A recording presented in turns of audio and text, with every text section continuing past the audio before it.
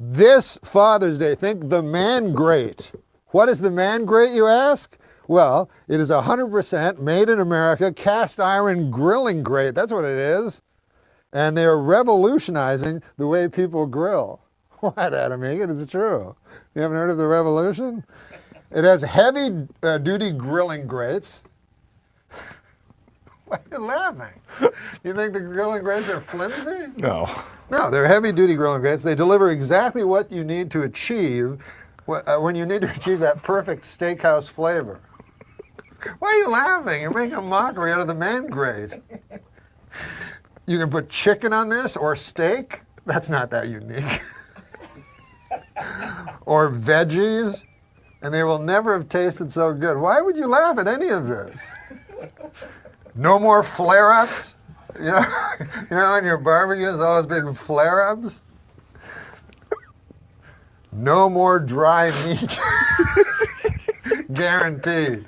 No more dry meat. That's something you can't guarantee, Adam Egan. It was named one of 2012's best grilling accessories by Men's Health magazine. Why are you even here? Go to mangrate.com and enter the coupon code NORM for their $19.99 Father's Day special. Because Man Grate, do you have a father? Man Grate is the perfect gift for this Father's Day. Is he alive? Yeah. Yeah. 100% made in America. If he was dead, it would have been a really bad moment in the commercial. It's 100% cast iron. I think that's good. 100% steakhouse quality grilling in your backyard. This commercial is like a mini-series. Remember, each Norm Macdonald Show order comes with a heavy-duty grilling brush. You don't want to put that on your not dry meat. Again. That's the Man Grate Grill Enhancement System. Order today at mangrate.com. Mangrate.com. And enter the coupon code NORM at checkout. We'll return. Oh, we're starting the show. Anything different about me? Yeah, you're wearing a hat. And are you being sponsored? No, but it's athletic gear. Yeah. Oh, yeah. You've lost a little weight. Is that what you're getting at? Well, my theory is that if I wear athletic gear, I'll lose weight. How do you lose that weight? Well, let me tell the folks at home. Sheer tyranny of will. And? Lap band. But anyway, that's not what I'm here to talk about. What I'm here to talk about is that I notice all talk show hosts, and let's face it, we're a talk show. Yeah. Like we can pretend we're a fucking podcast, but it's me and it's you and I'm the host and you're the sidekick. That's a talk show. That's a talk show. So I've noticed with all the talk show hosts, Johnny Carson, David Letterman, Dick Cavett, Douglas Edwards, all these guys were in fantastic shape. But yet me, I'm a big fat fucking pig. So I decided to get in shape. Oh, good. Trying to be a talk show host. That's great. And I noticed another thing, because I've been researching, I've been studying. Talk shows have a lot of different components in them. All we do is we talk to a guest, but they have different things in them. One that I've noticed they all share, they have animal handlers come out. Oh, Jack Hanna? Yeah, like Jack Hanna comes out on Letterman. On Carson, they used to have Joan Embry from the world famous San Diego Zoo, you see. She'd bring out some critters, and she'd throw them out on the table, and if you got lucky, a varmint would fucking piss in Carson's mouth, and that fucker would look at the camera. So what I'm saying is that's always caused comedy. And then Jack Hanna, he goes on Letterman, and he's like Stan Can. He's like, oh, what happened to the thing? And then that's over there, and the spider's sneaking away, and then he brings actual predator and prey and puts them together. Yeah, but there's no real danger. I'm sure it made for great television. It makes for great television because although there's no actual danger or peril, there's the presumption of it, you know. We should do that here. We're going to do it. That was my surprise to you. Oh. Thanks for ruining it. I'm sorry. So I decided to phone zoos because Jack Hanna comes from the Columbus Zoo and Joan Embry comes from the San Diego Zoo. And I decided we'd get our own zoo handler. Anyways, they didn't want anything to do with us. Oh. But you ever hear of Moore Park? Moore Park Community College? Yes, I Moore actually Park Community I did College. a semester there. Yeah, did you ever see any animals there? No. Well, they have a whole. I thought you told me you did a course in animal husbandry. Oh no, that was your hobby. No, but you fucking animal. No, I'm kidding you, man. I'm kidding you. You're an ordinary guy. Yeah. Although that lady I saw you with last night, It's rude. She could be- bit of a hippo. I read about a hippo swallowing a man, and I thought of you. No, you remember Ruth?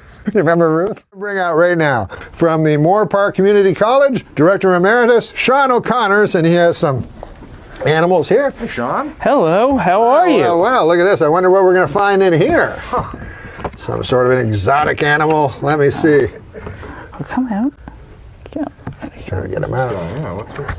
Look at this. Here we go. Looks almost like a dog. It is a dog. It's a dog? Yeah, his name is Pizza. Pizza. Well, you have a dog. I never thought of a dog as a zoo animal. Oh, we have a lot of animals there. Well, what can you tell us about the dog? Well, the dog is a subspecies of the gray wolf. Oh, gray wolf. Do you have any gray wolves? Oh, we have so many gray wolves. Oh, well, bring them in. Where are they? They're back at the zoo. They're at the zoo. Far too dangerous.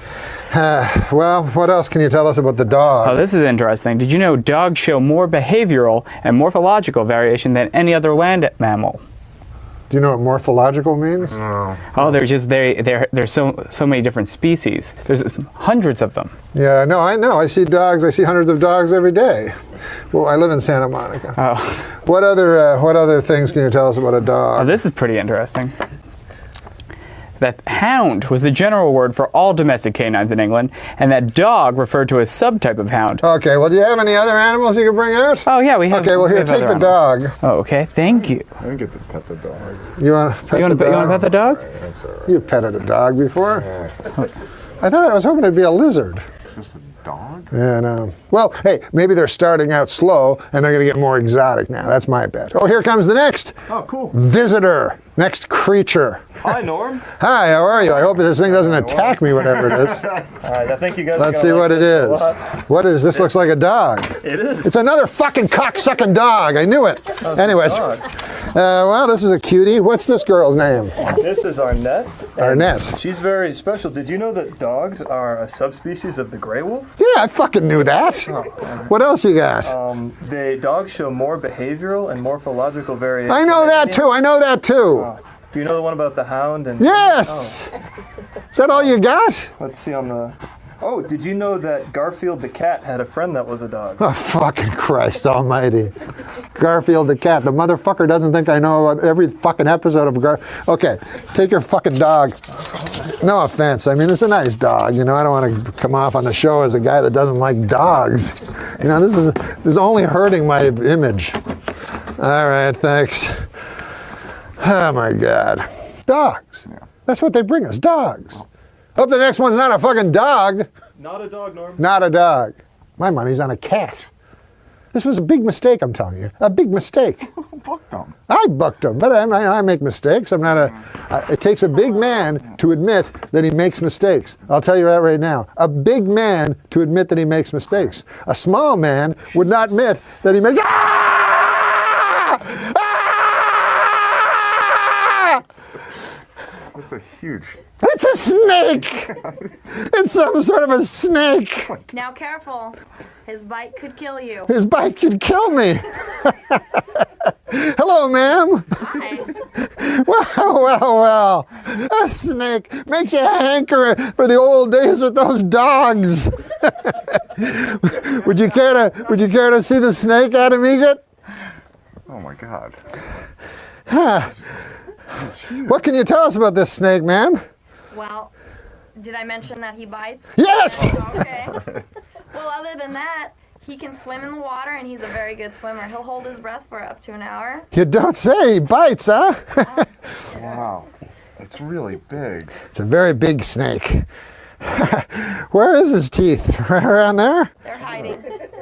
Look at the size of this thing. Goodness gracious. Odd color for a snake. Well, that's because this guy over here is albino. Albino, everyone makes fun of him. Oh, look at that. him and Adam Egget seem to be kicking it off. All right. Okay. You know Okay. right. Well, okay. we really have to be talking to Simon Hedberg, you know. It's Hellberg. Helberg. So anyways, thanks for bringing the snake. Why don't you just give the snake back? No, I'm not going to touch the snake. I'm not going to touch the snake. Adam, seriously, swear to God. Jesus, it's really heavy. Yeah, I know it's heavy. I'm so fucking nervous. I can't even think of a cock joke. Just give the snake back to the nice lady. All right. Thank you very much. It's been quite a terrifying Lord. surprise. There we go. God, thank you very much. Thank you very much. Oh my God. Oh boy. I wish those animals never existed. It was way cooler than those dogs. Yeah. Do you know, if it wasn't for those animals, we'd all be living in a garden. Yeah, I heard about that. Oh boy. You all right? I'm okay. You don't like snakes, I huh? don't like snakes. I get a little nervous, you know. They didn't tell me snakes. What they? I'll tell you, it's the last time we have any animal handlers on this show. I thought it was pretty cool. It was pretty cool. With that, no, I'm sorry. Well, I'll tell you, I don't know why I'm saying all this. We'll be back after the break with the great Simon Helberg. Ow, ow, my leg! You all right? What the fuck, man? The snake's out. The snake, Michelle, come get the snake. Norm? Grab the snake. Norm, you all Grab the right? snake. Okay, let's go. We gotta get out of here. Just go. The snake they bit going? me. Okay, Hey, wait, have a don't- nice day, guys. Have fun. Okay, They're bye. Thanks. leaving. The snake bit me. All right, hold My on. calf is all purple, I'm looking and at it now. I have 2 red puncture marks on it. Yeah, it's probably from where the snake bit you. That's probably from where the snake bit me? Yeah. Duh. Hey, Adam, Yeah. you remember earlier when you said that's probably from where the snake bit me? Duh. It's not helping. What does it say to do? All right. Norm, that initial pain you're feeling, Yeah. well, that's from the snake bite. Now, what else is happening behind the scenes that you're not really aware of is the venom of the snake bite, it's coursing its way through your veins directly to your heart. Oh, my goodness. Very rapidly. And then I'll die. Yes.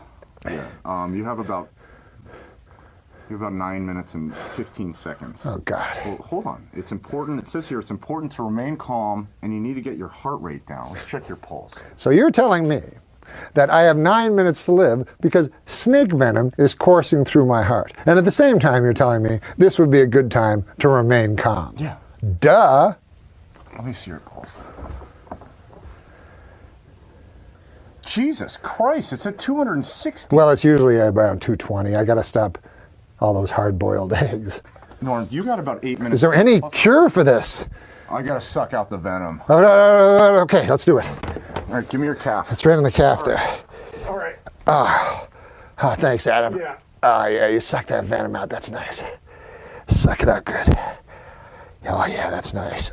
Oh, yeah, you fucking like that, huh? You like sucking that fucking pre-venom? Huh? No. Huh? No, I don't like it at all. No, I'm just trying to help you out. No, I understand that, but I mean, I meant to say thank you. Oh, okay. I appreciate it.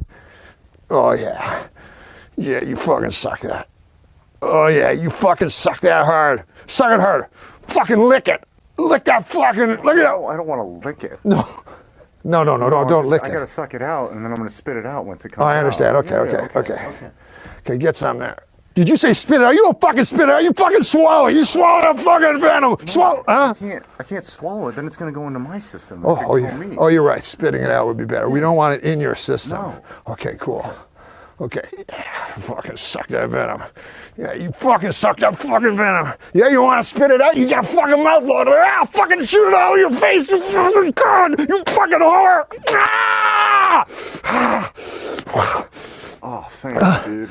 I didn't get any of that in my mouth. Yeah, no problem, man. We'll be back with Simon Helberg. You fucking sit down. The funny and talented Simon Helberg. Hello. Also, it's exciting. We got a picture of Simon here.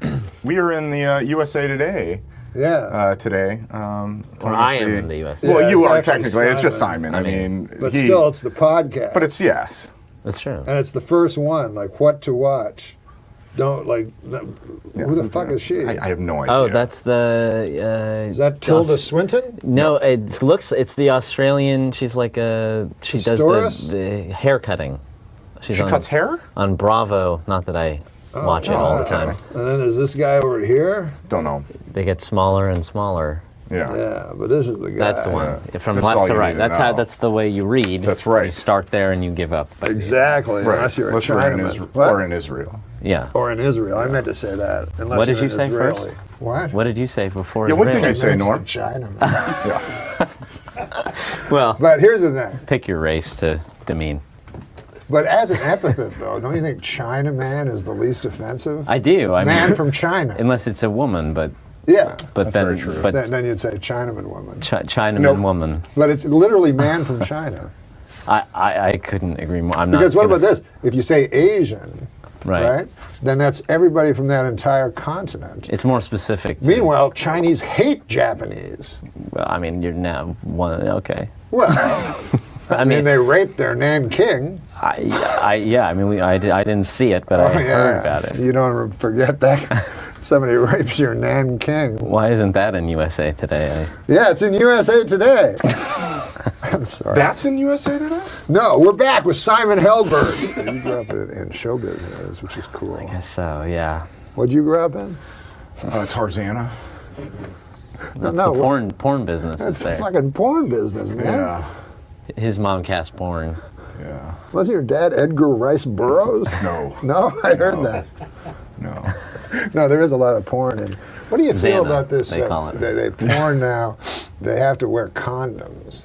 Did they pass that? That was Yeah. Because there was a Only thing time I ever voted. that you went out to take it. You didn't want condoms. Right? Oh no, I wanted condoms. Nothing I like better when I'm whacking off and thinking about AIDS. Well, No, That's I the didn't only want it. stand I've ever seen you make. I didn't want it. yeah, they had. That was like they had it on the local news. All these protests, all these porn actors went to probably Did you ever meet Xana. Ron Jeremy? No, why would I? This meet guy's met him. him? Yeah, Yeah. Yeah, I met a few I could times. tell. You got to avoid this guy because Ron Jeremy, he thinks he's funny. He wants does to he? be a funny guy, right? Yeah. He's always pitching jokes Yeah, and he was. sketches. He's pitching jokes a lot. Well, He was real amped up. He really thought that it would be a great idea to roast Mini-Me for the next roast, and he's for some reason pitching that to me. Like, I why do have you something. How often do you see Ron? He's He's a partier. He's not a partier anymore because he's sober. This guy? Yeah. But you know what sober means. The guy's fucking been drunk forever before that. Because, like, I don't drink. Nobody calls me sober. Right. But he's the manager of the world-famous Comedy Store. Right. That's right. And that is a kind of a long-minute den of iniquity, as my Lord and Savior would say. Yeah. But Sure, there's a lot of connotations that go with working at the... so you know all these crazy characters. Right. And you grew up like you're a straight, right? Yeah. I mean, Straight ahead. straight So you ahead. think cocaine was good for you? Well, not. I mean, in the like. You mean when Coca-Cola was? No. In the 70s. In the 70s. Yeah. They thought it was good. Any new drug that comes out, they think is good for you. Like the children, they think ecstasy is good for you, and That's just I think that's an excuse that they're. I mean, do people think it's actually? I mean, like LSD was mind expand. Timothy Yeah, Leary yeah. and Yeah, Cary yeah. Grant and all that. They Yeah. thought that was. I good, met that but guy. Cary Grant. Well, Cary Grant. You know what happened? This is gonna sound weird, but I was gonna buy Cary Grant's daughter's house. Okay. Jennifer Grant. Sure, Jenny Jennifer G. Grey, Do you know? No. So she is an actress also. So I went to her house, and I didn't know it was, Yeah. But I opened the door, and there was a Lifetime Achievement Oscar in the, Oh wow. and it said Cary Grant, so I knew it was Cary Grant's house. But anyways, You put two and two together. I went to the bathroom, and the goddamn toilet didn't work. And then I went out, and it was like, anyways, it didn't go well. Was he there? Oh no, he was long Oh, he was- dead. okay. Yeah, thank God. Yeah. That would have been. But I met uncomfortable. Timothy Leary too, because he used to go to the comedy club, the Improv, with Tiny Tim. Remember Tiny Tim? Yeah, yeah. And one time we were going on stage, there was a whole bunch of comics, and Tiny Tim was right before me. And then he said, "Excuse me, sir, could I ask your advice?" And I said, "What?" And he goes, "They want me to do a song, and I've narrowed it down to two: Tiptoe Through the Tulips," which was Right. this big song, or this new one. So I said, no, do tiptoe through the tulips. Yeah, that's it. And then he went on and did really well. Yeah. And then I remember Timothy Leary said, that's heavy. Right, he was still Yeah, tripping about out. 75. Wow, still using the word heavy. Yeah, he goes, that's heavy. He thought tiptoe through the tulips was heavy. Yeah. Not heavy at all. No, I mean, like, if you're in your 70s, maybe it is. I don't know. And so he was the guy that did LSD, Yes, he was that. and yeah. Ken Kesey. Those guys, was yeah, also- they were the guys. they And experimented. Adam Egget. Right. Yeah, Don, what, you guys have never tried I have never done it. hallucinogens? No? I haven't either, but I Yeah. thought I would be the one that thought I was an orange and peeled my skin Oh, off. I felt the same way. I was terrified. And then when I was like 29, I said, I haven't tried anything. I'm going to try everything. all at once. Not all at once, but You started but at 29? 29. I mean, I did, drank a lot up until that point. I mean, this is the Tried second time you brought cocaine. that up. You're sober. Well, now. because he's trying to, yeah. No, When's no. your 1 year anniversary? Father's Day. Tell Well, you were probably tell me too- how it feels good. It feels all right. Not that great. Not great. to not I miss drink. it. Yeah, it's not worth it. Yeah. Pretty boring. No, you were never that interesting. But it's going to save your life. That's really true for you. Was it from Karate Kid? Yeah, I went in at 5. 5? Yeah, and it was a karate studio in West Hollywood that was run by all these Jersey Italian. The guy's name was Master Dominic Giacobbe, and Been a real authority yeah, on that. and they didn't allow kids, but they made an exception for me, and I was even smaller than I am now, although not much. But I wore like a 00 uniform, and I had to roll up the pants, and it was pretty intense. But I was. Once I got my black belt, everybody had to bow to me Yeah. and call me Mr. Hellberg as a 10-year-old, and if they didn't, I told my master on them. In the class. Yeah. So then when you were in school, you must have had enormous confidence and stuff, right? I mean, it worked sort of against me because the thing was, the joke was I was so little, and everybody wants to see. I would always say, it's not that I could beat you up. I have a really good sense of discipline. That didn't scare anybody. And also in karate class, right, they always go like, it's not about beating guys up. Yeah, Like that our would be the sparring, we had no contact. Right. Last reason you take a karate class would be to beat someone up. No, why would you do that? You're there. If you're a tiny little Jewish guy, what would you ever need self-defense for? Yeah. But yeah. So I got the black belt, and then there was an influx of these Russian kids that were so tough and scary, and they wouldn't call me Mr. Hellberg. They would instead be like, well, Simon, and I would say, you listen to me, Leonid, or whatever. First off, you need to Mr. Hellberg, as it says on my black belt, and you're going to have to bow to me too. And they'd be like, what are you going to do about this? Huh? Look at this guy. And then I would be like, well, I'm going to go tell Mr. Giacobbe. And I would say, Master Giacobbe, we're having an issue with the Russians again. And I think he was just like, oh, your hope. I mean, this guy he looked like Serpico, the master. The master, yeah. And there are all these pictures. There's a picture of him pulling a truck with his teeth. Oh, yeah. I think that's a trick. I think there's someone just driving the truck. Yeah. Oh. He's just. I don't know how he did it, but. Because Jack LaLanne used to pull a big boat Yeah. in the ocean. Yeah. Well, that's on water. How does your everything's Leonid lighter. sound again, though? Leonid is like I mean, it wasn't this deep, but he had a little, Sounds like a John Lovitz cut after dress character. I didn't know that had a name to it. Oh, That's yeah, no, I didn't know that. classic Lovitz cut after dress. Nicolas Cage stuff. It's Yeah. very similar, where it's Yeah. just nobody can really do what he does. I also love Nicolas Cage. Yeah. You said you could do Nicolas Cage. I cannot do Nicolas. I I've thought heard that you I said sound. I heard my voice sometimes sounds like him, and I've been told I look like him sometimes. But no, That's how I can't. got started. Was people with Oh, I can that definitely one? see People that. said when I was little, they thought I was his son. I mean, I don't think they thought that. You do look they like Nicolas said, Cage. A lot, yeah. Are you his son? Way more. Yeah. He has a little bit too. No, yeah, right. Well, I mean, it's not. I didn't say I look like. I just said I've had people sometimes. Well, that's the same thing as saying you look like him. No, you're right. You know, everybody always says I look like I him. would say always. Whatever. Let's hear your Nicolas Cage. I don't have a Nicolas Cage. I know you said you did. No, I don't have a Nicolas Cage. You told me that a Nicolas Cage that made Simon Helberg sound like shit. No, he did. My Nicolas Cage sounds a lot like your fucking Christopher Walken. Whatever. I don't do a very good Christmas. You don't need to do a good one to do. But how do we get him to do Nicolas Cage? I feel embarrassing just It's asking hard, I him. know.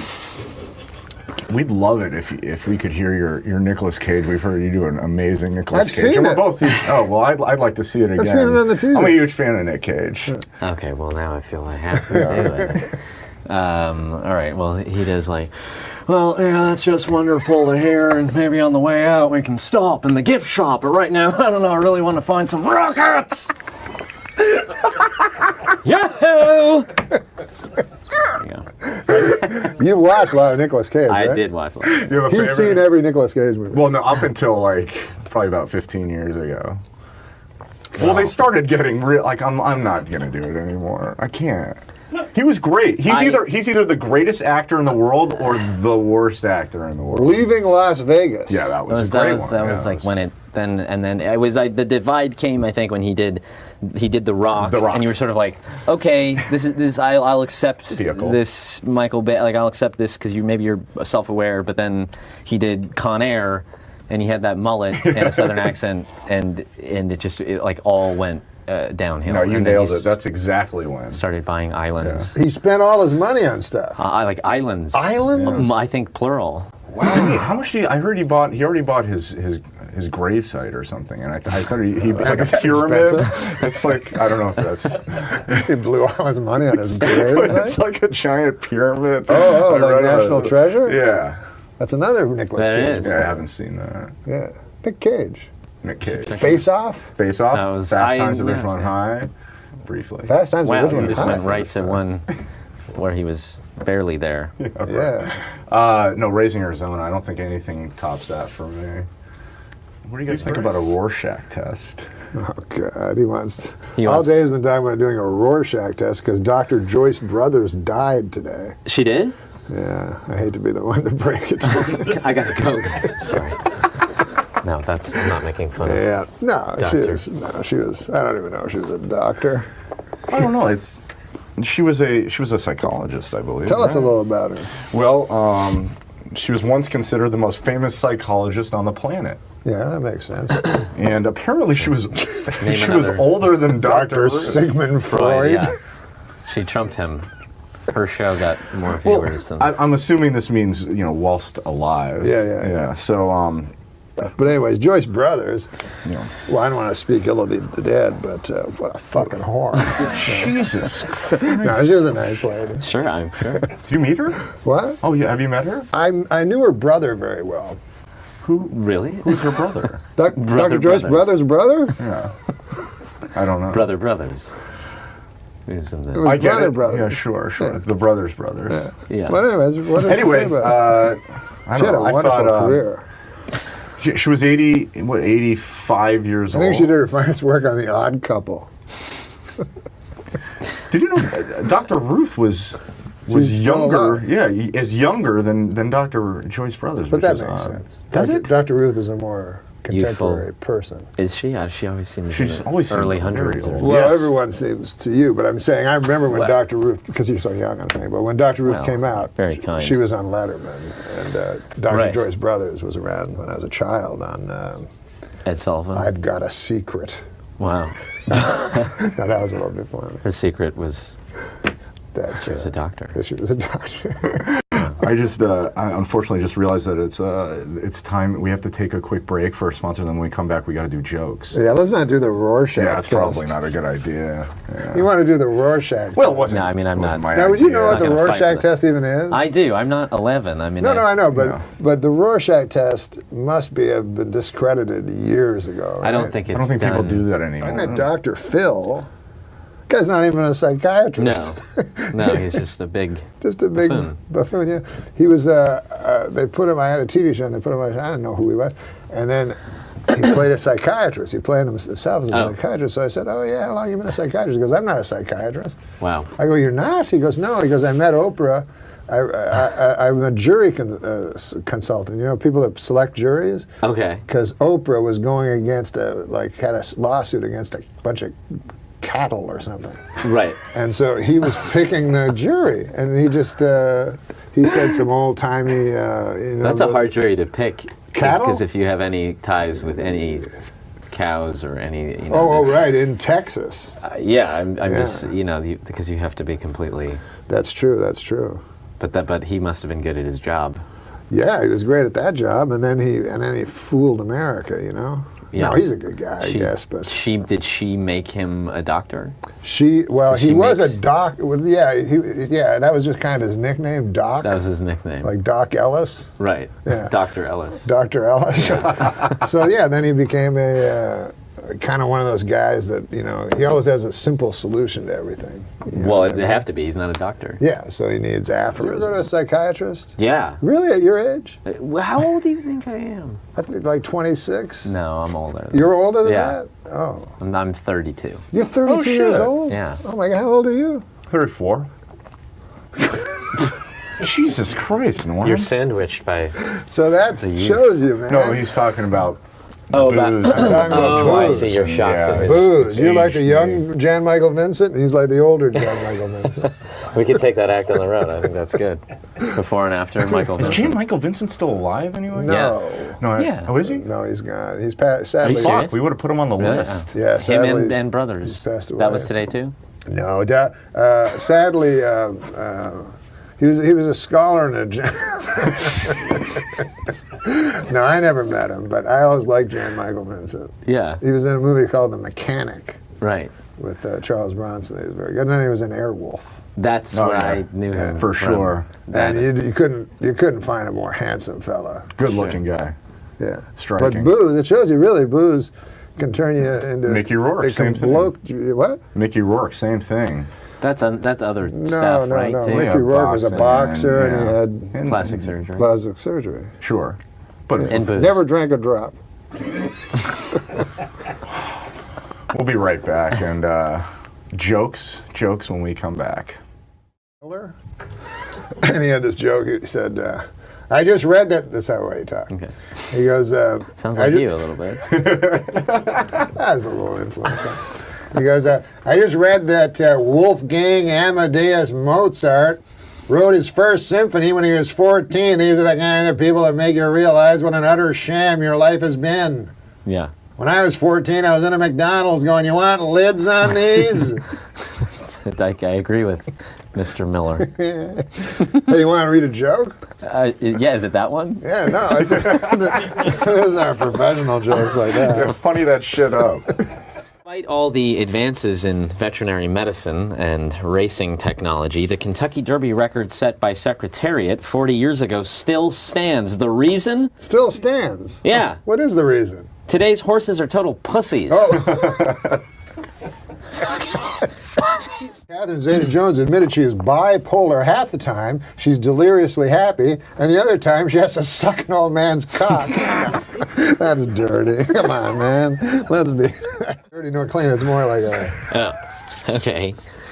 If tampons are called sanitary napkins, how unsanitary must regular napkins be? Can you see like George Carlin doing that or something? Yeah.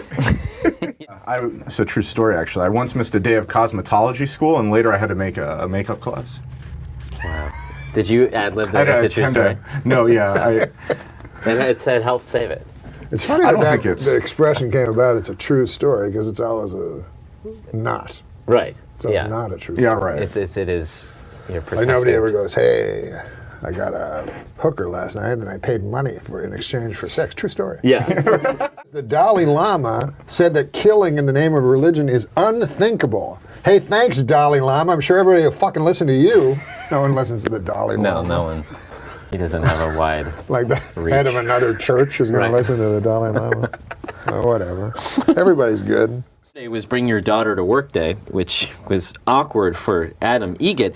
Do you know how hard it is to fuck a whore with her kid on the edge of the bed playing Nintendo? I mean, that is a hard job. I mean, Whatever. No, but seriously. No, yeah, it's fine. You set yourself up for it. You live that kind of fucking lifestyle, man. There you go. I like hotels. They make your bed, make your dinner, send housekeepers up to watch you masturbate. It's a dream. Oh, come on, man. The parents of Honey Boo Boo are getting married this week. I don't know what any of that means, but it sounds fucking retarded. What? Oh, this is a kind of a cool one. I think this is kind of a cool joke. Yeah. Simon Helberg. Cool. Recent studies show fish can communicate with each other using subtle physical gestures. One of their most common messages, let's leave this party early. I don't know, what is that? Yeah. What does that mean? Well, it's a subtle. It's fucking his joke. Let's leave this party. Do fish? No, like a subtle message. So it's like, you know, Oh. is that what it is? Like, yeah. Let's. Oh This is yeah, the yeah. guilt. It's not speaking. So it's like, Should I not have let's spoke that part leave- then? You had to speak it. I had to though. speak it for the joke, but Let's you wanted leave more this of like party early. You did it perfect. you wanted this little thing. What about this I one? can't believe man? I'm really trying to get into that. I assume anyone smiling is on meth. Period. That's it. A new survey, Robin Roberts is America's most trusted news anchor. And America's least trusted news anchor? Matt Lyer. Wow. It's a very Dickensian It is. joke. I like that. Matt Lyer. It's like a Sesame Street. It's either Sesame Street or Dickensian. I don't know which one. But you know there's a Matt Lauer. Yes.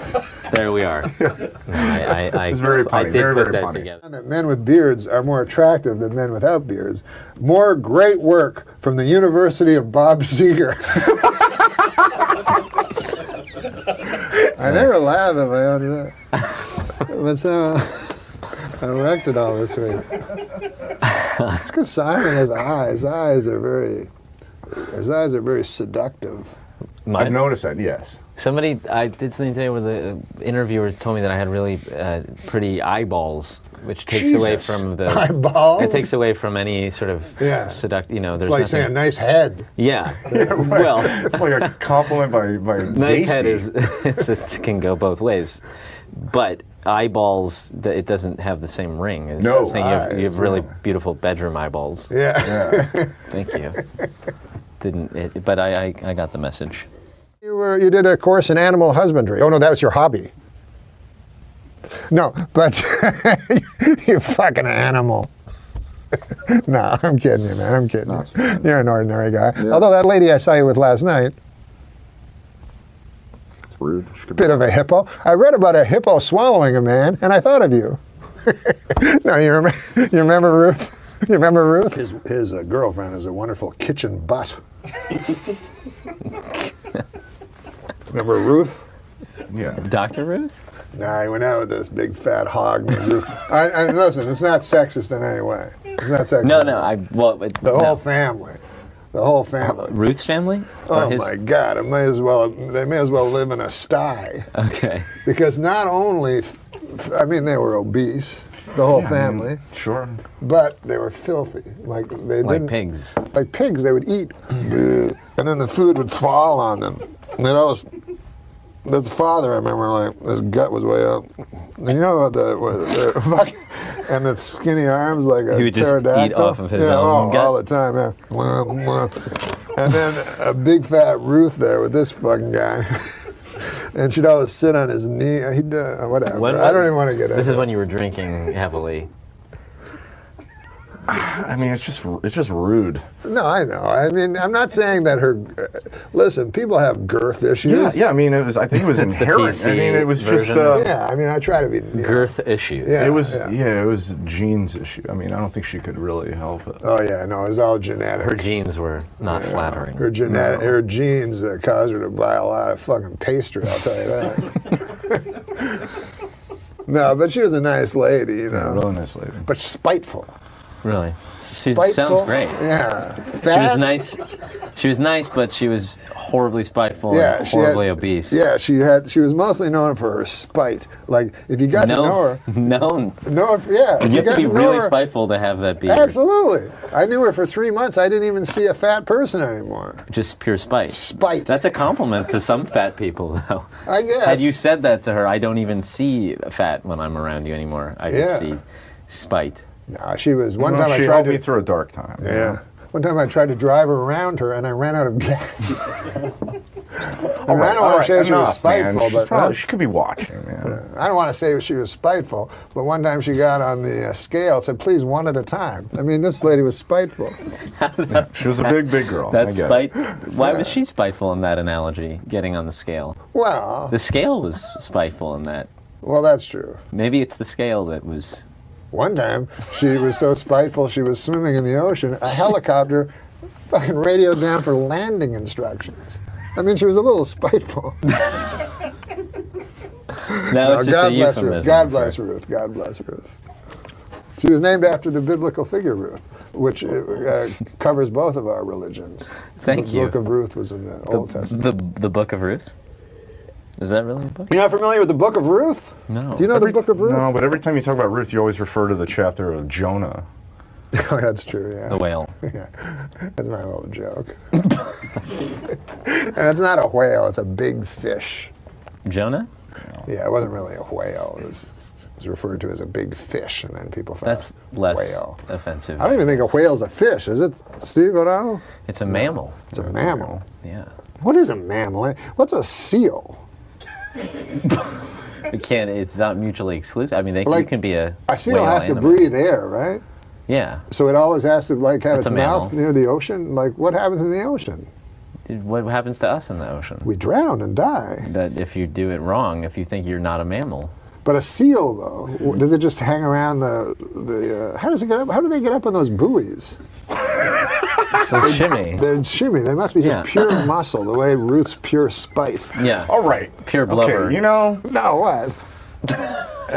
He's going out with a nice girl now, though. no, she dumped me. Oh, that's right. I'm sorry. Wow. Yeah, she don't. Confidence Man sold him an apartment, rented him an apartment. A confidence. Only last man. Man. Yeah, Yeah, like it a didn't go paper well. moon, you know, like that kind of a guy. Yeah, I got paper mooned. He got paper I moon. think it was by about one of the guys that used to give you shit in your karate class. This big fucking Russian guy. Oh, easy. No. All right, it was a Russian They're guy. not all. We've torn down the wall, Mr. Gorbachev, a long time ago. My family comes from Russia. They're Russian Jews. Russian at Jews is more like it. One of the biggest anti-Semites I've ever met. Rushing away from I had a Jews. bar mitzvah. What? I had a bar mitzvah, Norm. Yeah. You did? Yeah. Wait, are you Jewish? Yes. Get the fuck out of here. No, I'm kidding. I love the Jewish people. No, I didn't know you had a bar mitzvah. Yeah. Yeah. That's when you turn 13 and they cut Yeah. part of your cock off. No. What is it again? No. You cut your no. own cock off. Wait, hold on. Are you in front Jewish? of all your grandparents and am I? Yeah, I am. I had. That's not- what kind of bar mitzvah did you have? It was the most cutting edge. You know what I mean? Literally. Well, we should explain to the folks at home what a bar mitzvah is. Yeah. Right? Since the internet's come around, there's not It's enough. when a Jewish boy becomes a man. When he becomes a man at the age of 13. Age of 13. Mine was the night of the Northridge earthquake. Oh, No, Christ. okay. Wow. What, Yeah. 94? Yeah.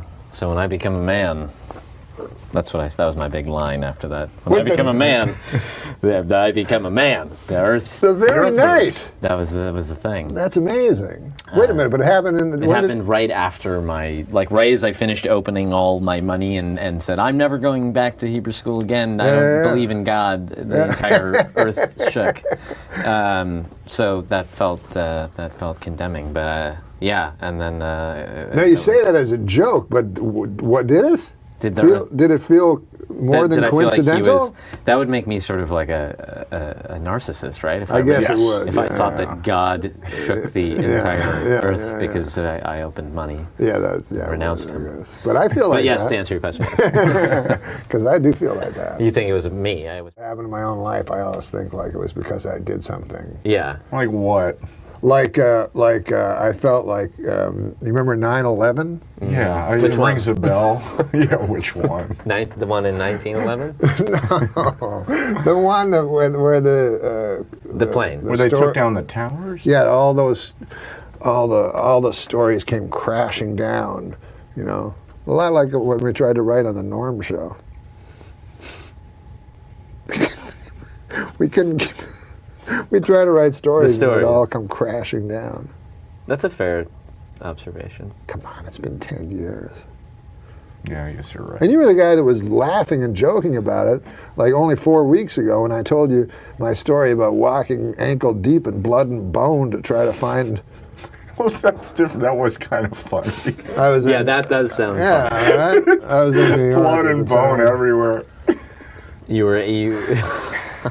I was in New York. It's you're way too young to remember. No, I'm still not. I was supposed to be in New York. I was in college, but I stayed.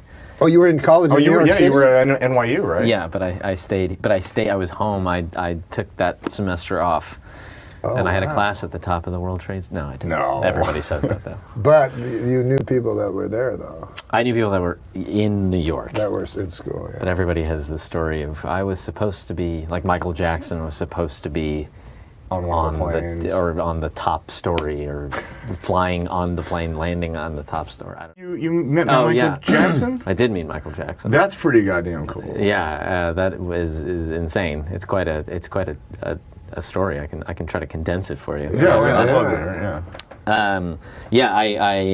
I when I was in the 8th grade, I had a girlfriend, and everything fell apart later in my life. But I peaked around 8th grade, and I had a really pretty girlfriend, and her father knew Michael Jackson. He ran a studio or something, and they offered us to go out to Neverland for the day, and so we went up there, and it was probably months before the whole lawsuit and everything. first one? Yeah, and in fact, Macaulay Culkin came by, as were all the boys that sued him, and all this insane stuff. And I did the whole thing. I met the Wait, what do you mean the monkey- whole thing? You know what I mean? right. No, yeah, no, I did not. I didn't even do it with my girlfriend. Why was I going to do it with him? I met Bubbles, and I went in Mac and Mike's theme park. It was a water park that he and Macaulay made themselves. They built basically like what every kid would ever want. Water. It was all built-in water guns at every post, and flood buttons, and all these water balloons, hundreds of them. And we were on teams, and I was on his team, and we won. You were on Michael Jackson. I was on Michael Jackson's team, and I remember You met Michael Jackson. Oh, I hung out with him for the whole time. That's there. awesome. And we won, and then we played a game which now, as I recall it, does sort of seem slightly incriminating, but Go on. it was called Smoke Tag. And we went into a room that was filled with smoke, and we played tag in it, but you couldn't see anybody. So there was a lot of like tag playing, you know, and that was when Macaulay Culkin was there at that point, and it was the 4th of July weekend, and they were having whole fireworks, and Macaulay Culkin sped up in a golf cart with flames on the side and jumped out with like a leather jacket, and he was like a real punk. And when we played this smoke tag, he threw me on the ground, and we started this like feud that continued throughout the evening. And when we ended up in Michael's toy attic, after we watched a movie in his movie theater, including a retrospective of his own life, and then all the little Culkins were doing impressions of him, like hee hee, and he was sitting there just watched the whole retrospective. He at one point leaned over and said, like, to Macaulay, you know, like, oh, remind me, I gotta call Toys R Us. We'll close it down, head out there over the weekend? Close it down. Yeah, it was like Elvis closed supermarkets or whatever. And then when we were up in this toy attic where he had, at the time, every gaming system that was around in every game, and Macaulay Culkin he was throwing stuff at me, and then he hit me on the head with something, and I said, don't do that again anymore, or I'm gonna. I was a black belt, but this was years later. I had already forgotten. And he did it again, and I threw him against the wall, and I started slamming him against the wall, saying, "I told you not to fucking." And then Michael Jackson came in between us. You can let your mind rest there for a second. I imagine the think of the bad video. Yeah, and he parted us, and he put his arm around me, and he was like, sorry, Mac can get a little. Rambunctious, and he's like, so where are you from? And I was like, oh, I live in, Los Angeles. Oh, yeah. He's like, how old are you? And I said, oh, I'm 12. And he said, oh, you Jewish? Which was like, fuck, it's still to this day, I don't know where that segue came from. And I said, I am. He said, oh, you gonna have a Hanukkah? And I said, what? And he said, a Hanukkah. You gonna have a Hanukkah? And I was like, he's like, I was like, every year I'll have one. And he's like, yeah, no, where you become a man. And I was like, oh, a bar mitzvah. He's like, yeah. And I said, yeah. And as soon as I said when I became a man, he shoved me away. I don't like him like that. No, but, and then I spent the night in his life-size dollhouse. Jesus. With my girlfriend at the time. So you got to bring a girl then. I had a girl there. Oh, that's cool. That's pretty amazing. But it was absolutely the craziest thing. And I grew up. For me, it was that Thriller was that was Greatest everything. album ever. That's probably the craziest thing that'll ever happen to you in your whole life. I often think that. Yeah. I look around a room and I'm like, nobody else here has ever had anything. Amazing. I got to go into I did go into his bedroom, and I went into his closet, and it was when he would wear the red shirt, black pants, fedora, mirror sunglasses, and his closet, it was like a cartoon. It was literally about 150 red shirts, 150 black pants, 150 fedora. It was like, that's incredible. And he had a TV that came out of the ground. I'd never seen anything like it. That's a pretty goddamn cool story. That beats the hell out of your story about getting fucked by Dan Fogelberg.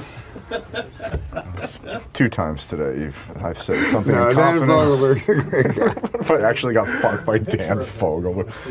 You don't have a picture of me getting fucked by Dan Fogelberg? Oh, I met Michael once. Yeah, Look at this. That was me. I met him. That's you. Yeah, I met him. And Rick that's me on Dees. I was friends with Rick's son, so we saw him the Bad concert at the Coliseum. Oh. Way worse story than Yeah, that. Macaulay Culkin and Michael Jackson played Good Cop, Bad Cop with you, and I met him backstage at the Coliseum. And Rick Dees is just there. Yeah, I'm more excited about Rick in this photo, to be honest. Rick Dees has exceptional longevity. Yeah, if you think about it. Isn't he still? I think he's still doing the top 40 disc radio. jockey? I listened to him growing up. Yeah. But he's kind of a joke, right? Or was he not? I mean, it was a Rorschach picture. Sorry, I saw Michael Jackson's penis.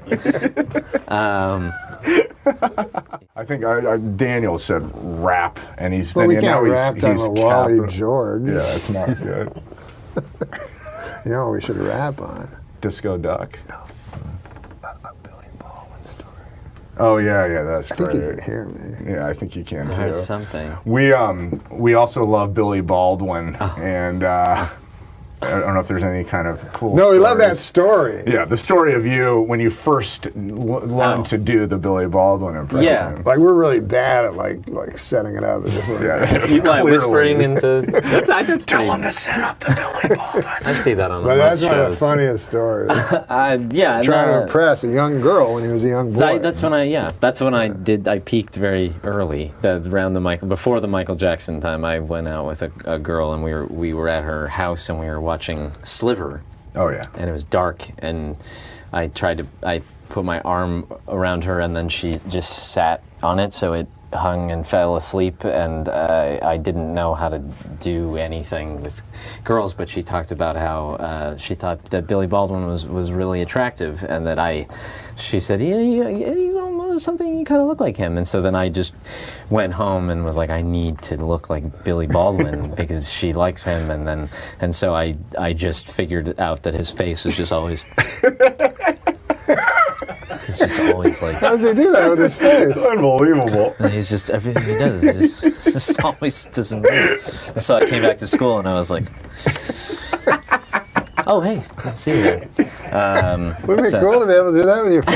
Yeah, I couldn't do that. Only you and It's Jim uncanny. Carrey can do that Seriously. with your face. Well. Can you do that with a whole bunch of faces, or have you not tried? That's the most extreme windblown Yeah. kind of thing. Because Jim Carrey can do that with his face. He's, yeah, I mean, that's But I a, haven't seen anybody else be able to No. do that with their face before. I can't at all. Jeff Richards does it a little, but that's unbelievable. That was unreal. you're very Yeah. sweet. How does it go again? But it's just, it's the Baldwin. They all go there a little bit at some point. Every time there's everyone, sometimes you'll see a little Alec will go there. Daniel. Can you name all the Baldwins? Yeah, I was just trying to show off. Oh, Daniel I'm slowly Baldwin? also turning in my chair. I don't I know. bet I know your favorite Daniel Baldwin movie. Yeah, Is it Trees Lounge? that's up there. I don't know. I'm just Didn't guessing. he do Attack of the 50-Foot Woman or something? I don't The know. remake with Daryl Hannah Oh, I would have guessed Gina Davis. or something? Yeah. Or she did that? Attack of the 50 for a mayor. For a mayor? Yeah. Any mayor? No, but I mean, would you ever vote? Sure. Oh. Was that Oh, you- groundbreaking? No, I don't know. Do you vote? I've You never, can't. I've 'cause never you're- voted. Or can you? I can't vote. Because you're Canadian? And yeah. Okay. And you see, also in Canada, it's different. Like here in the States, you vote for the president, maybe you vote for the wrong guy, a war happens. Right. In Canada, it's not like that. You go, like, what's the big thing? Should they make that bridge? Or Right. something? That's the biggest. Yeah, so it doesn't really matter. So it's, we're, too much we're pressure. very inconsequential, Canada. Yeah. Well, Like some people say, Canada's #1, and I go, no. you're just quietly trying to shut that Only down. Canadians say that. Yeah. There's a lot of By patriotism. any objective standard. Yeah, I don't think I have a 16, maybe 17. 16 Canadians. Canada is 16. Oh, is But that would okay. sound retarded if you're like, Canada's 16. If you did that, it's not Yeah. the ring. thing. Canada's number 16. Yeah, that doesn't. It's not iambic pentameter. Uganda's number 148. That sounds better. Uganda. Remember Uganda? I guess it's Isn't it Uganda? It's Uganda. Yeah, it's definitely pronounced I mean, Uganda. Uganda is maybe that's your Canadian. No, it's accent. Uganda. Do I And it was remember for many years. It was ruled by, I believe, Forrest Whitaker. Right. Okay, With his lazy Yeah, eyes. that's. Jesus Christ. No, we shouldn't be getting political like this. I wouldn't. Very polarizing Played, conversation. I think he played Idi Amin. He played Idi Amin. Of Yeah. course, I'm confusing fantasy with reality. But we all remember Ethiopia. we can't forget. Yeah, what? Huh? What are you talking about? I'm saying Ethiopia. Sure. They thought. Do you remember Ethiopia? Do I remember Ethiopia? Yeah. Yeah, sure. Well, that's Haile Selassie of you. Watched it last night, and I remember when I was a child, I used to think Loretta Swit was pretty, but she was a fucking old hag. You just watched the Robert Altman movie or the TV show you watched again? No, the movie was Sally Kellerman. One time yeah. I was on a sitcom, right? So they say, in this episode, you you go out with an older lady. Is there any older ladies you'd like to go out with? So when I was a kid, there was this movie MASH, and Sally Kellerman came out of a shower naked and was every child's fantasy. So I immediately said Sally Kellerman, forgetting that now she was 75. Right. So she shows up on the set, and I have to kiss her, and so I overdo it. You know what I mean? Like, because I'm embarrassed. Yeah. Because that's what I'm like, kind of. So instead of just kissing her a little, I'm like, ah. And do you ever have to kiss an old lady, like passionately?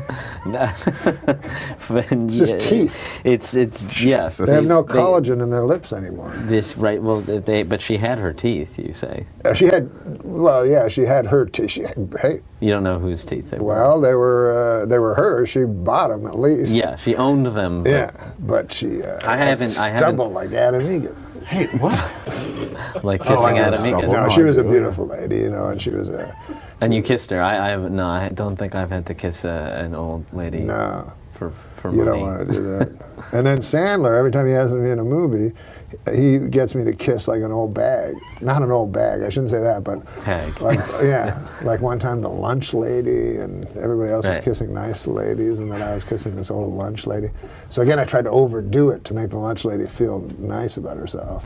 Well, that's kind of you. That was kind of nice. That was nice. But now, what if she's watching?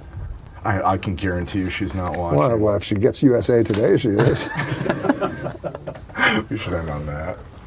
You don't say we should end on that. That's no way to end a show. Now we have to start over. All right, let's start over. Let's play the bit. How should we end? If you guys think it's weird that guy in Cleveland kept 3 women in his basement as sex slaves, wait till you hear what my middle-aged Uncle Gordon kept in his basement. A fucking electric train. At least these were human beings. At least. All right, Simon, man, you were awesome. Yeah, Thanks for thanks. staying so long. That was cool. Thanks, Simon. We'll see you next week. Make sure to subscribe and comment below. Is that right on Rikers Island? They banned like 2 months ago. They banned pornography, any porno magazines from the prison. You know, because I don't know why they did it, but now I just read the headline. Sure, you don't need to know that part, right? Who cares about that part, right? But now they had to bring it back this week, so they had a compromise. They're allowing 1 porno magazine. Only one, huh? Only one. Yeah. Unfortunately, the porno magazine that they're putting in is Hairy Guy's Ass Illustrated. Really? Yeah. Well, if you're going to only allow one, I would think that's the one, you know, probably. It's a good magazine, though. It is a good, you know, It's not. people- It's not all just pictures of no, Hairy Guy's ass. the articles are good, Right, actually. Good articles on if you're buying a home, what home to buy, good areas to look. Good stereo advice. That's why I read it. Yeah. Killer crossword puzzle. It's just a good publication. All right. See, I just read it for Hairy Guy's ass. Well, see, that's you, Andy. Just people are all different. He was telling me before the show that last week he went to the Hairy Guy's Ass Mansion.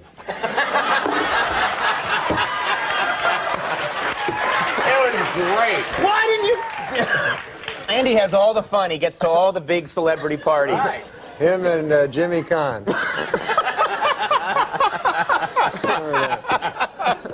Andy's a fantastic guy. I'm curious about something. And when I say, you know, I used to make jokes at 12:30 about him being gay, that's absolutely ridiculous. But when we were starting out, I will tell you one story about Andy. This is what happened. I'm scared. I was working at Art's deli coffee shop, deli yeah. and coffee shop, bussing tables. So Andy comes up to me and he goes, "Hey man, I got a way to make some money." I said, "What is your way?" He goes, "I'm going to become a male prostitute." Now I said, "Andy, you're not gay. It doesn't make any sense." He goes, "But a guy has to make a dollar." So I said, "All right, do what you want." You know? So he comes to me the next day and he says, "Hey, I'm buying breakfast." I says, "Why is that?" He says, "I made $450.05 last night." Wow. I said, "What on earth?" He goes, "Yeah, did some tricks there, you know, they call it." So I said to him, "You know, I eat steak and eggs. I eat, you know, expensive." He says, "That's all right. I made $450.05. And I said, "Well, who on earth gave you 5 cents?" He said, "Every one of them."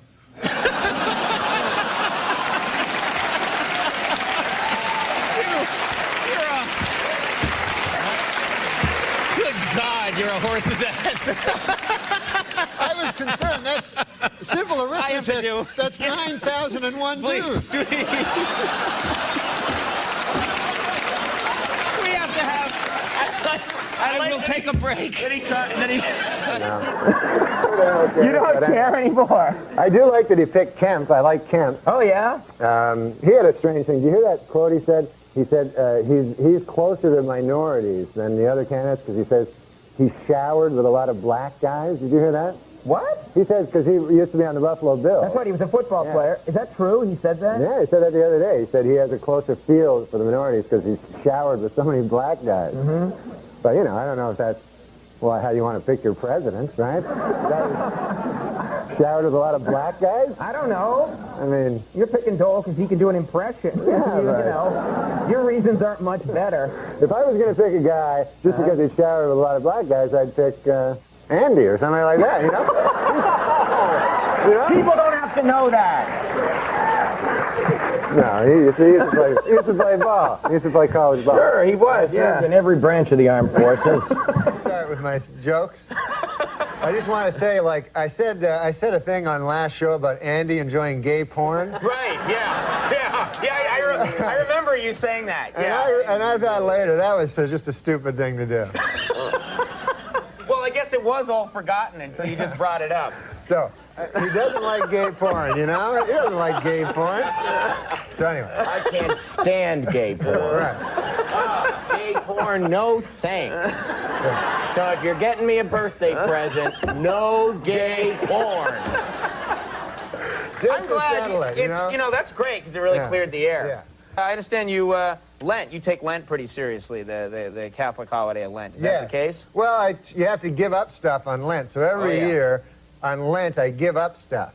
And I made up a list, you know? Oh, really? Of stuff that I gave up. So I have it here in my pocket. Can I read it? I would love to hear what Norm gave up for Lent. Yeah, I don't have it in my pocket. why not? You don't have it? Oh, here it is. It's in this pocket. I'm sorry. Okay. Yes, this is a list of things that I gave up for Lent. Okay, you ready? I gave up powerlifting. All right, out. Yeah, I didn't want to do that anymore. And then I gave up lifting of any kind. Okay, that's good. And then I gave up dressing up like an incubus. Now that people know what it is, you know. Not going to do that. No. And then I gave up. This isn't a good one. I gave up feeding my cat. You got to break that habit. Yeah, that's no good. Lent's a good time to do that. So that's. Oh, and then I gave up spending thousands of dollars trying to methodically seduce Andy's wife. No more of that, huh? All right, that's very nice. Good for you. What a relief. Plus, it gets in the idea that Andy has a wife. Andy has a wife. Oh, he does. I know. I have a wife. I know. And No, he has a great wife. I don't like gay porn. No, he has an excellent wife. Don't like it. Well, Not for okay. me. What we're going to do is we're going to take a quick break, and then we're all going to confer with our lawyers. And then we're going to come back, and we'll have more with Norm Macdonald in just a second. We'll see.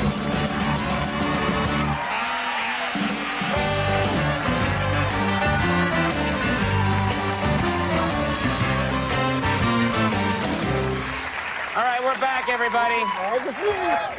Stop comparing notes on gay porn, all right? No! We were actually talking about the Sports Illustrated, the swimsuit issue. Oh, yeah. You guys like that issue. No, yeah. I love it. Andy It's said, fun to play Andy this said it's game. his least favorite Sports Illustrated. Oh, shut up. He says he can't. Never mind. I'm going to say something. Andy, you don't, it's like quicksand. If you struggle, I it gets know, worse. I know. You just got to sit very still, and it'll go away. The hero? Norman Fell from Three's Company. That's your hero? Yeah. Mr. Roper. Yeah. No, Mr. Roper? Yeah. That's not a good hero. That's all I got. Better than this guy's hero is some gay porn actor. Anyway. What are you talking about? What? I don't know. Insane. No. What are you saying? Let me tell you something about gay porn. What's- Seriously.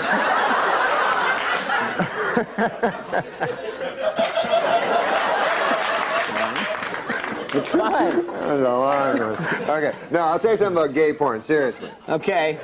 That doesn't mean a guy's gay. I'm not saying that. Because a guy watches gay porn all the time. Cut to a single. Just of Norm, really? Gay porn. I enjoy gay porn. I'm not gay.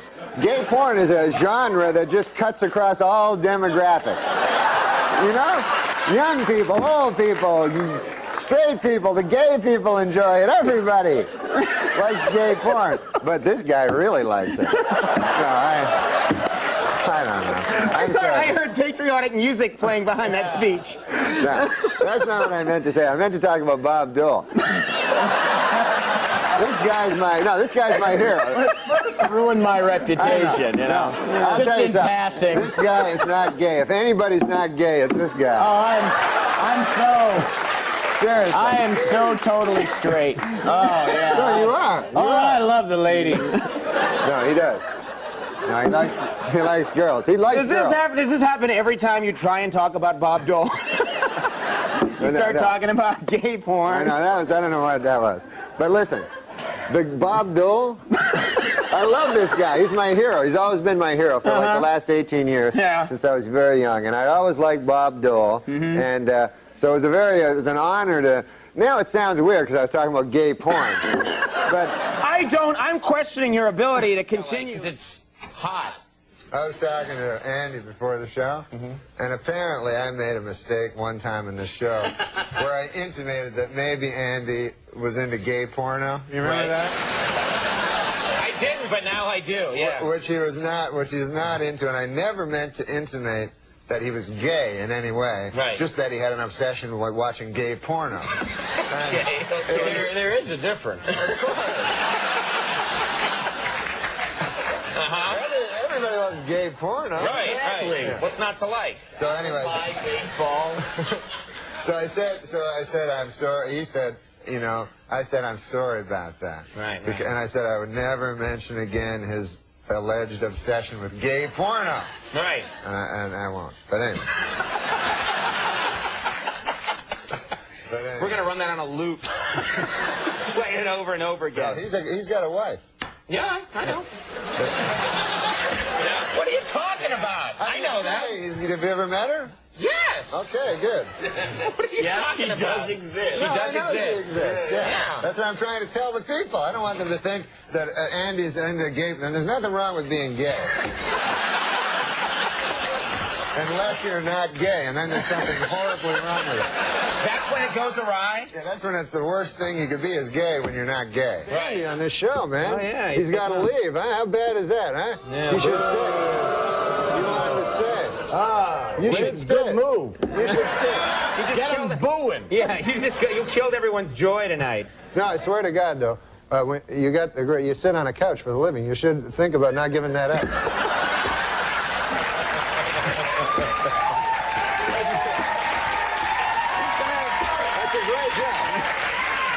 That's a great job. You sit on a couch, and you sit on a chair. It got to be too much, though. I'm looking to lay down.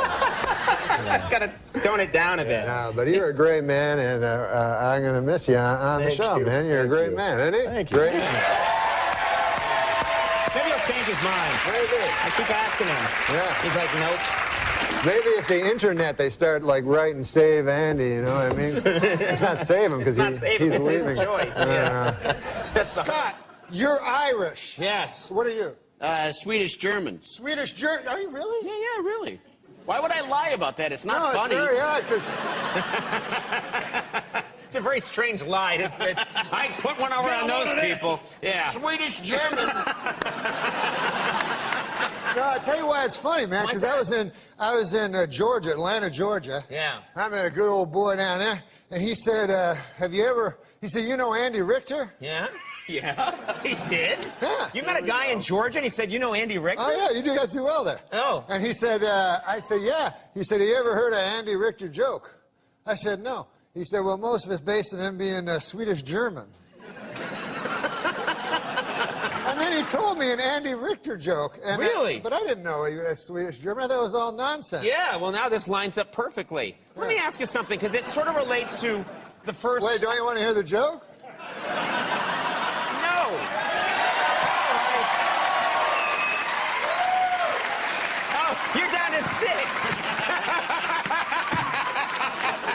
You're down to 6. All right, this joke will get you back up. You can get him back. Let's hear the joke. Well, the fella says, he says, you ever hear the time about the old prospector? That's how he tells you. Yeah. He says, man, there was an old prospector, and he was prospecting for gold, and he was having a hell of a time getting any gold.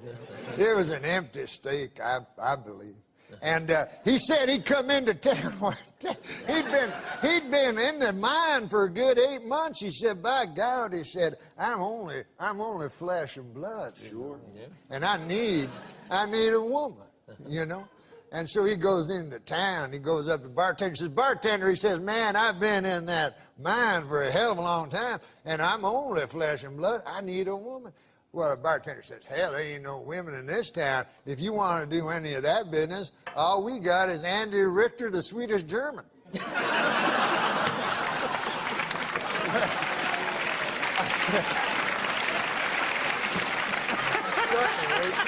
The prospector, he says, no, he says, hell, I ain't into that funny stuff, you know. He says, I'll be fine. So he goes back to his state, you know, and he's back in that mine, man, and 6 months passes, and a year passes, and Conan, you know, people are weak. Man is made of flesh and pride, as the scriptures tell us, and by God, that old prospector finally broke to his knees and he said, I'm no worse than he went back to the bar. He was a beaten man. He says to the bartender, he says, hell, man, I've been in that place 2.5 years. A man has needs, and if you say there's no women in this here town, he says, well, I'll have to go for Andy Richter, the Swedish German. But he says, listen now, he says, man, I'm a tough old hombre, you know, and I got friends now. He says, I don't want anybody to know about this. You know, this is back in the old days. Sure, yeah. He says, I can tell by the accent, yeah. He says, I got my cowpoke friends and so forth. I'd hate to hell anybody know about this, you know. This got to be all secret. Nobody.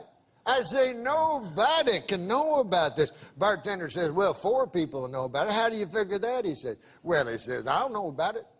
He says, you'll know about it. Andy Richter, the Swedish German, will know about it. And the feller that has to hold down Andy will know about it. Why?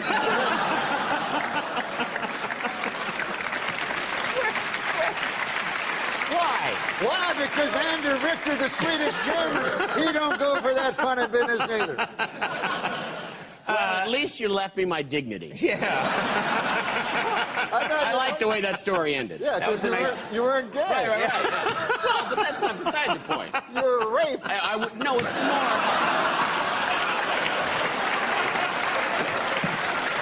It's more that I wasn't prostituting myself. That's what I was getting. You're such a horrible man. We're on basic cable, but it's still valuable airtime. I don't know about that. You know, in Georgia, they say there's a whole subgenre of Andy, the Swedish German joke. That's what the guy told me. Well, you know what? I asked you, how are you? Yeah? And you went into, I believe, a 48-minute joke. Oh, which I'm sorry. was fantastic, but now we have to take a commercial break. Are you kidding me? Yes! I'm about to grow my beard back if I don't...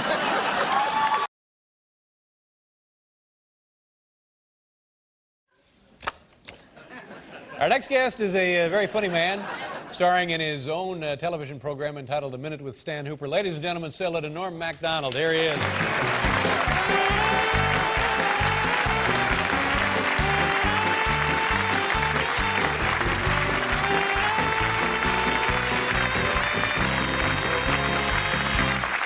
Good to have you back. That's good to have you. Congratulations, Thank you very sir. much. We haven't Must seen be you in a very while. excited. Well, it is exciting. You know the feeling. You have a son. I have a son. He's older. He's got to be at least 8.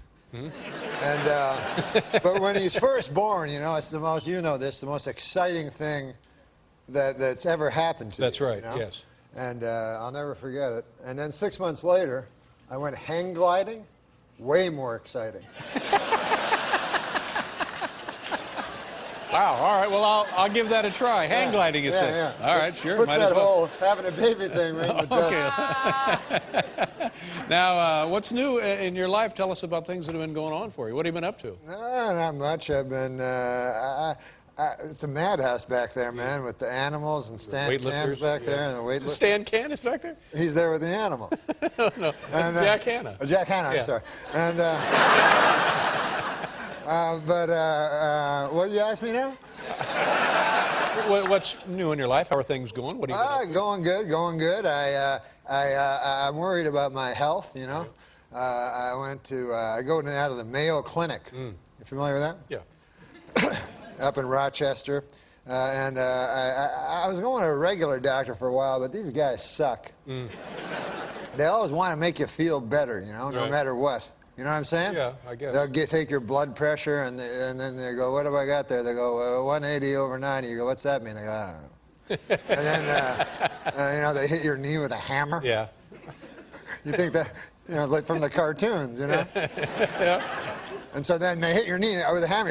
Your knee goes up, and they go, excellent. It's exactly how your knee should respond when struck by a hammer.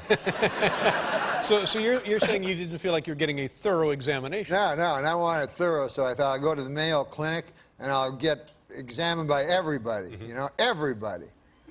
I sound like Ed McMahon now. Everybody! So I go there, and I go to all the doctors, you know. I go to the throat doctor, I go to the ear doctor, I go to the nose doctor, I go to the stomach doctor, I go to the ass doctor, you know. The ass doctor? The ass doctor? I'll tell you something, man, that's the most important doctor.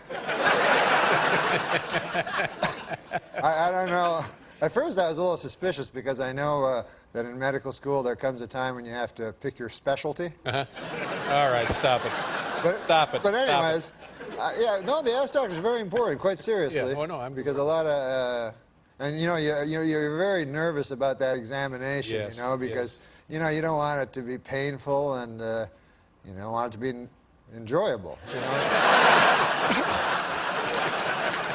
But that's true. But anyway, so I went to every guy, you know, and every doctor, and I do a thing. I have a little trick with the doctors. I tell them symptoms I don't have, so I get a thorough examination. That's right. So I go to the throat doctor, I go, my throat hurts all the time, a constant pain in my throat. The guy's like, good Lord. So he gives me a real thorough, and then the stomach doctor, you know, and then he checks out my stuff. So real thorough, you know. I don't want to talk about the ass doctor, but I go through all the doctors, you know, and I'm wheezing and coughing, and so then I get the thorough examination. Right. And how did it turn out? Clean bill of health. Oh, congratulations. Absolutely. That must be a huge peace of mind for you. Yeah. That's what it gives you. It gives you peace of mind, you know, for a while. Because doctors really, you know, they can't, that's all they can do is give you not bad news. You know, they can only tell you you have nothing. They never give you good. It's never like the doctor will come out and go, good news, the blood test came back, you're immortal. Yeah, that's not going to happen. Yeah, they just tell you, oh, you got nothing yet. Yeah. Keep coming back and I'll give you this piece of news that'll shatter your life. But, so anyways, about 6 months later, I decided I'll get me some life insurance because I have my kid that's, he's got to be at least 6. And I go, I'll get some life insurance because this is irresponsible of me not to have life insurance. Yeah. So I apply for life insurance. Every life insurance company turns me down. Why? And then I go, holy Lord, something's wrong with me. Because maybe Mayo Clinic lost a file or something. Switch the records? Switch the records often happens. No, I don't think at the Mayo Clinic that often happens. No, not at the Mayo Clinic. No. But at the lesser... the lesser clinics. So anyways, I find out that the insurance company is privy to all the doctor's notes and everything. Oh. So that they have me like with severe abdominal pains and a sore throat, you know, rectal bleeding. Well, of course we're not going to insure you with that. No. So your little scheme backfired. Yeah, I had to get one of the Ed McMahon insurance things. You get like $1 million insurance and you end up paying $500,000 a year for it. What have you been out doing stand-up? I know you're probably really busy with the show, but do you ever get to go out and do gigs? Oh no, yeah, I've been off show business for a while, and I do the smoky nightclubs, you know. And recently I was at a place, and a dude said, "Hey, would you mind going to this hospital, you know, to entertain, you know?" The orderlies and the people in the hospital. I thought that'd be a nice thing to do, you know, because I don't do a great deal of nice things. So, no, I do. I'm a very nice guy. I know. We've read all about you.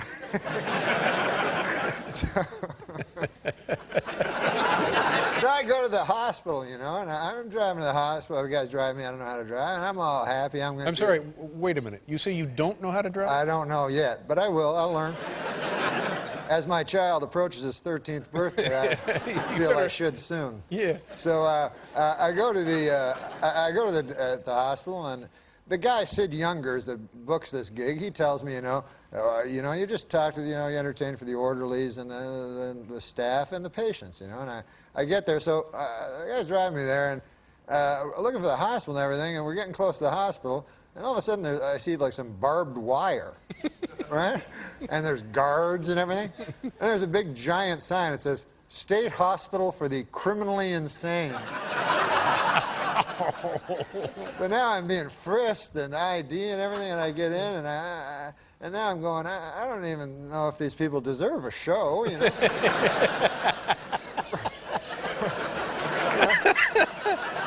Well, if you can brighten anyone's day, I think it's a nice thing. Yeah, but I don't want to brighten the day of somebody who slaughtered their family No, last that's week. yeah. So I get in there, you know, and I'm like, all right, well, I guess I'll do it. I'm committed to doing it. I go, well, where do I perform? Like a cafeteria or something?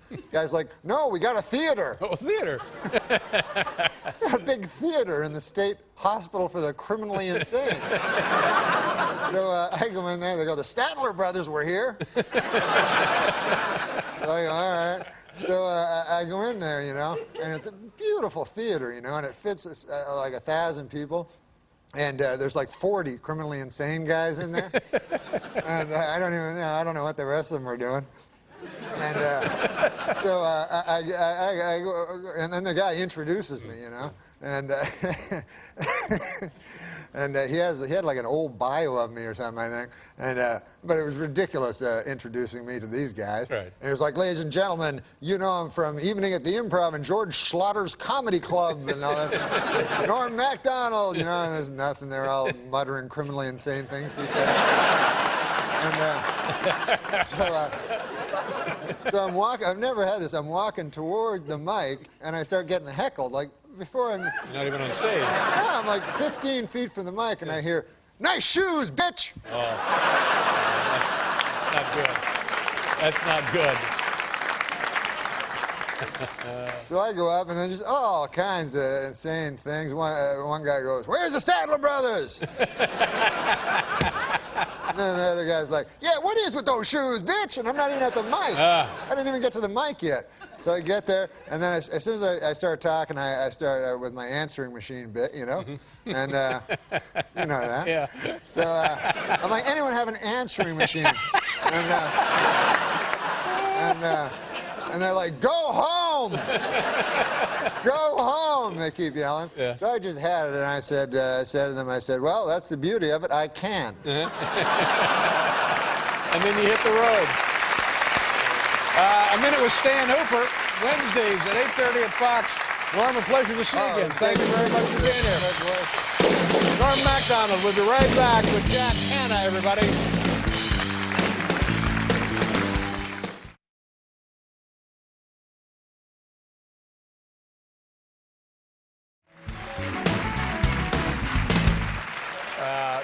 Our next guest is a very funny man who has a brand new comedy album right here entitled Ridiculous. It's in stores now. Here's the always entertaining Norm Macdonald.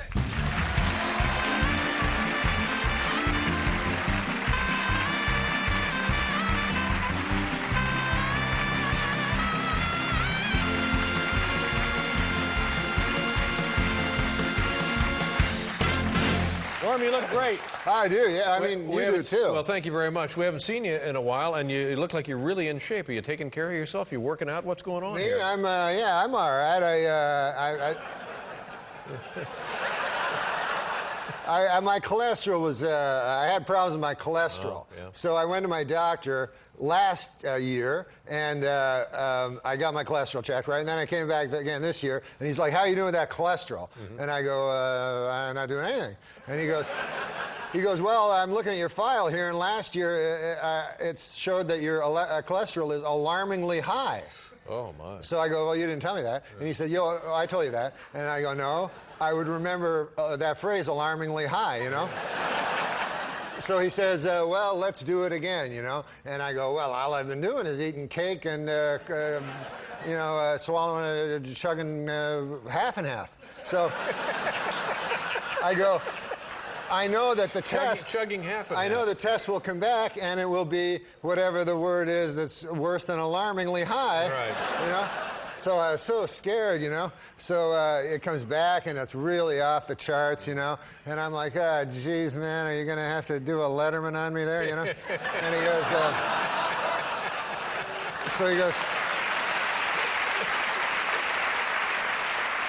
because I don't like that stuff. And he goes, no, we haven't reached that level yet. You know, your cholesterol's high. You can lower it, but he goes, I have to warn you, you have to lower it, or we're going to have to do a Letterman on you. Yeah, seriously. So I said, okay, you know, and I went on this incredible, I did it myself. I just checked the www computer, and I found out all the things.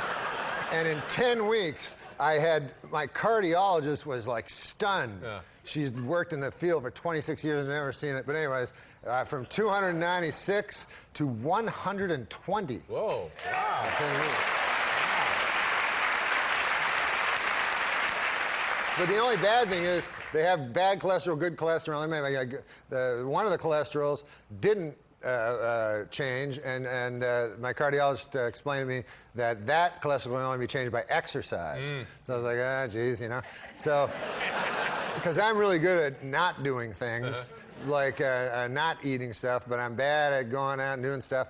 And so I got a trainer, and it was all, not good. Tough. Yeah, man alive, holy crow. Yeah. Well, it looks like it's paid off. It does? Yeah. What kind of stuff was the trainer doing with you? He was, these guys are like superhuman. They look like Dash Riprock, you know, from earlier, you know. They're like superhuman beings, you know. So they think you can do what they can do, you know. Right. And I've told the guy, $50 an hour. I said, look, don't try to earn your money or anything like that, you know. All I want to do is get my cholesterol down. I don't care to have a vein in my arm. Yeah. And, you know, no use for abs. I just want to not die. So, but he's like, I know what you can take. I know what you can handle, you know? And I'm like, all right, you know? So he's got me doing them bench presses, and then he'd do this trick, he'd go, okay, we're going to do 15, you know? And he'd go, 5 more, 3, 4 more, 3 more, 2 more, 1, and 10 more. And I go, what the God? Why didn't you say 25 in the first place, you know? So anyways, I'm in the gym there, and we're doing the things, and over in the corner, a fracas happens, a little thing. What happened over there? And it turned out, guy had a heart attack. And they took him away. I'm like, what the hell? He's like, yeah, man, I hope they don't have to do a Letterman on that guy, you know? All right, Norm, stay right there. We'll be right back with Norm Macdonald, everybody.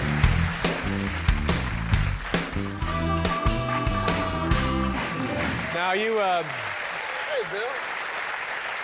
you did some traveling, I guess, since we last saw you. Were in. Yeah, I did. I'd never been overseas, and I went to Amsterdam. My dad was in World War II. He was a lot older than I. Well, obviously, he was older than I was. He had me when he was an older fella, and he served in World War II, and he liberated Holland, you know, from the icy grip of that dork Hitler, you know. Yeah. So, and you know, with Hitler, the more I learn about that guy, the more I don't care for him. I can't. Yeah. And there's nothing redeeming about the guy. I tell the guys, I go, how on earth could these Germans follow this lunatic, you know? And they're like, oh, he was an incredible public speaker, you know? He could hypnotize you with his public speaking. And then I see him, he's like, strangely. And I go, what? That's not my idea of a silver-tongued devil, you know? So anyways, that's not the point. Yeah. The point is my dad went over and he liberated Holland. I'll tell you something about the Dutch. They don't forget, you know. My dad, a dirt poor farmer, you know, couldn't be poor, went over to Holland, liberated the country, and they never forgot. Every 5 years he would go and they would throw petals, you know, and it was fantastic. Still grateful. The Dutch were still grateful for what the Canadians had done. So I went over. He was in the Canadian Army, right? Yeah, well, mostly it was my dad, but... Yeah. No, I use my dad as a surrogate for the entire Canadian Army. Right. But, so I went over because my dad's dead. And so I said, it'd be great to see, you know. And so I went to Holland, went to Amsterdam, and oh my Lord, at first, you know, it's a picturesque place. People are driving around their bicycles over cobblestone streets with canals. It's beautiful, windmills, and it looks. But then the whole country's gone to hell in a handbasket. They got. You would not believe this. You can do drugs legally. Really? Legally. They have a place called coffee shops, right? So I went into one. I said, hey, man, I enjoy coffee, but can I have a coffee? They're like, we don't have coffee. It's a coffee shop. They go, we got drugs. So I'm like, I don't want drugs. That's wrong. What the hell are you talking about, you know? And then prostitutes. They have prostitutes in the window. You can walk along, and there's prostitutes in the window that you can go and have illegal sex. It's legal there, and it's all ass over tea kettle wrong, you know? And so then I had a whole different view of the place of just these, you know, crazy people. Just not right. So anyways, one night I was going back to my hotel, and I'm going back to my hotel, and I can't find my hotel because everything's in, you know, they're all foreigners, so it's all different language, hard to find streets and stuff. So I was walking around forever. Finally, I see my hotel, you know, and I get there, and there's a red light, you know. And have you ever been to those places where, not a red light like a red light district, A traffic light. a stoplight that was red, and you know when the red never changes? Yes. You ever been in that experience? So I'm standing there, and the red, a minute goes by, 2 minutes go by, 3 minutes go by, whatever minutes go by, and it never changes, and there's no traffic at all. So finally I go, I'll just walk across the red light, right? Yeah. What harm can be done? Walk across the red light, immediately a police officer comes riding a bicycle.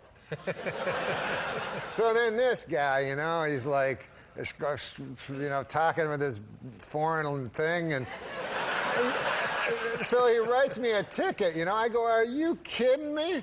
Your whole country's a bunch of drug-smoking prostitute people, you know? This doesn't make any sense. Doesn't make any sense. And also, if it wasn't for my dad, then that guy wouldn't get to have the freedom to drive his fruity bicycle anyway, you know? That's right. Yeah, he'd be living in a country where a guy was going, frankly. I'm glad you're back, Norm. Thank you, David. So here's the new CD, Ridiculous, in stores now. Norm, always a pleasure. Come back it's great again to be soon. back. Thank you very much. Norm Macdonald, ladies and gentlemen. We'll be right back, everybody. Very funny.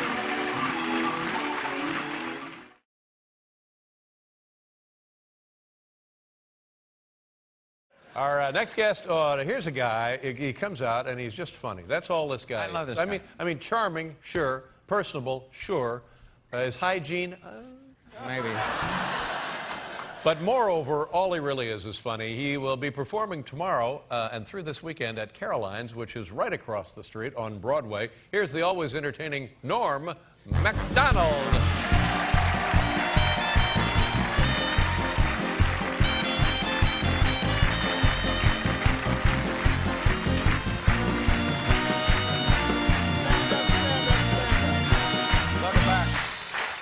I'm so glad you're back, Norm. We haven't seen you in quite a while. I but I'm missed you, man. Yeah, glad to see you. How have you been, and what have you been doing? Oh, man, nothing compared to you. Congratulations on young Harry. Oh, thank you very much. Yeah, he's a good appreciate boy. that. I Nice fellow. understand. Yeah, you have Yeah. a son also. I have a son, yeah, a little older. He's, I want to say, he's 10 or 15. Yeah. The point is this. I want to give you a little advice. First of all, they get less cute.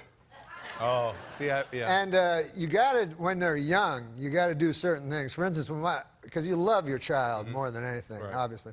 And when I was young, and I had my little boy, Dagwood. Name is Dagwood. I named him after the literary figure Dagwood Bumstead. Yeah. Now, his name is Dylan. Dylan, Named after Dylan Thomas, Thomas. because my father read me a Child's Christmas in Wales every Christmas. So when the kid's young, as Dylan was, I used to play basketball with him, Great. and I would always let him win because I figured that was the thing to do as a father. Now he's 16 years old, and he can beat me easily. Oh. Now, he thinks that he's always been able to beat me. I told him, I said, no, I used to let you win. He's like, no. So my advice is beat the hell out of Harry While I can. While you can. Yeah. Not sure that I can even now. Do you think about the future and taking care of him in the future? You know, because yes, you got to keep your affairs in order just in case anything happens. That's you know, right. you got to have a will, and now you got to have the living will. Living will. In case you get incapacitated in life, you have to say what your wishes are. You know, and I made out a living will, and I said, whatever you do, don't pull that damn plug, because. Really? Yeah. Yeah. Because I tell you what happens. As soon as you get there, you're incapacitated. Right. They get your relatives and your friends around. They go, hey, Norm's incapacitated. Any of you guys know? And they're like, hey, oh, yeah. I remember Norm saying he wanted to get killed. And then we don't have to visit him no more, right? Yeah. So I also don't have a plug. I have a series of plugs. Really? Because I don't want one plug That's and then right. one of them janitors come with the wide broom, knock out my sure. plug. You know, my Belt brother's... and suspenders. Exactly, Yeah, exactly, yeah. exactly. I'll tell you something, man. My mom said, hey, you don't want to be a burden. I'm like, good Lord, I hope don't want to be a burden. I'm lying there incapacitated. You know, you can't take 10 minutes out of your bridge game to come touch my hand.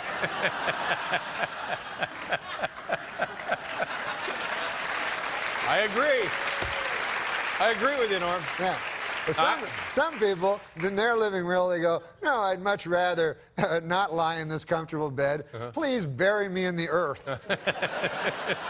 Well, 2 points of view on that. Yeah. Now, Norm, I remember years ago you told me that you were there for the birth of your son, and I always remember this. And you said that was the most exciting thing you had ever participated in. Do you remember that? Yes. Yes. And then what happened? I took crystal meth.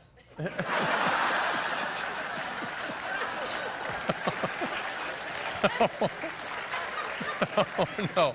No, you didn't. I didn't know what you were getting No, at. that's right. No, and then you said a couple of weeks later you went skydiving. Oh, was that it? Yeah, that was what it was. Yeah. Or hang gliding. Yeah, hang gliding. And how was that compared to the birth? It was. This was a joke I did at one point? I have to do your act for you now? Is that what it's come to? And you said that was much more exciting than the birth. Oh, I'm sorry. That's whoops.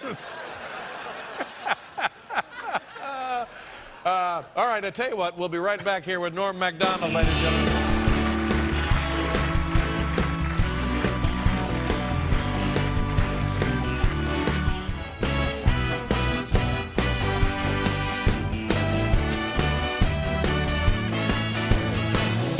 All right, boy, oh boy, Norm.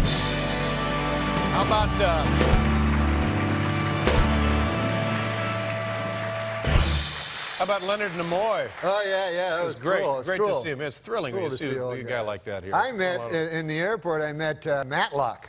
Oh, Matlock is Andy Griffin. Yeah, Andy, he used to call himself Andy Griffin. Now he goes by Ben Matlock. He really calls himself Ben Matlock. But, yeah, I went into the airport, and he was in there, and you know the bookstores they have in the airports? Yeah, sure. So he's in there. He's reading one of them big, thick books, you know, smart guy, you know. So I'm standing over there. I'm leafing through a Jughead comic. I see him over there. So I think to myself, I say, hey, I'm going to sidle up beside old Ben Matlock. Yeah.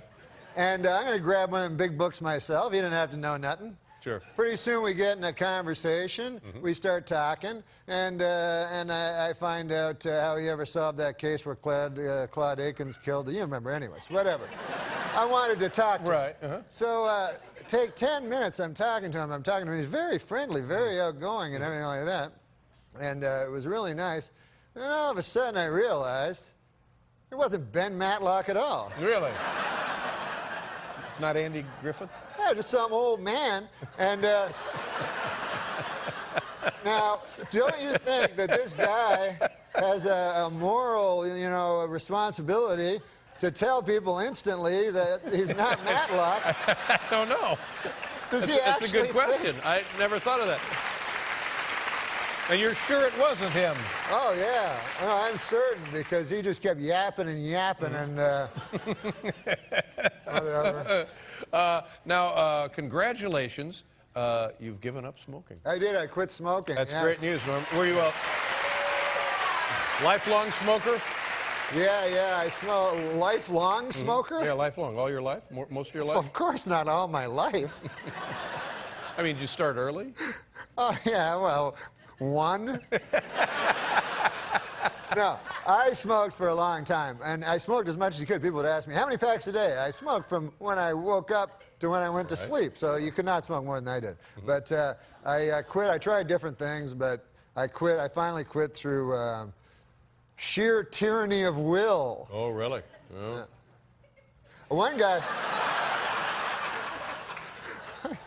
One guy wanted me to try hypnosis. I've heard about that. Yeah. And you know, it worked for him and everything like that, but I didn't want to do that on account of, I'd rather smoke, to tell you the truth, because I don't want to think of myself as that susceptible to, you know what I mean? That you kind of soft in the... Yeah, like I don't want to go, hey, good news, I quit smoking. Bad news, I no longer have free will. Yeah, I can see. That's a real dilemma. Yeah. Yeah, absolutely. But I saw go ahead. Did you ever work with a hypnotist or anything? No, but I saw a hypnotist when I was a boy, when I was a teenager. Ravine the Impossibilist. The Impossibilist. And you saw him in a theater? Or? Yes, in a big theater. And I don't know if you've ever seen these shows. They bring up guys from the audience, and they talk to them, and then one guy can speak Martian, and then he touched the other guy. Whoa, he can do something else. And then a quarterback, and then another guy's a chicken. So anyways, they go, and everybody runs around. So anyways, I'll never forget, I was sitting there on the aisle with my brother, and the guy that thought he was a chicken came running by me, pecking at things, and, you know, cluck, cluck, cluck, and all this.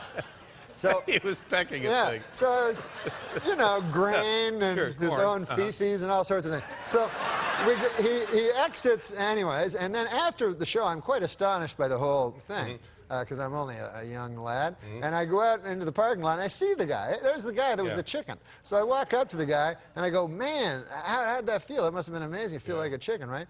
How'd that feel? And he goes, oh, it was cool. Really? So then I thought, I don't know. You know, because imagine if for 15 minutes you thought you were a chicken, right? Then afterwards you'd be like,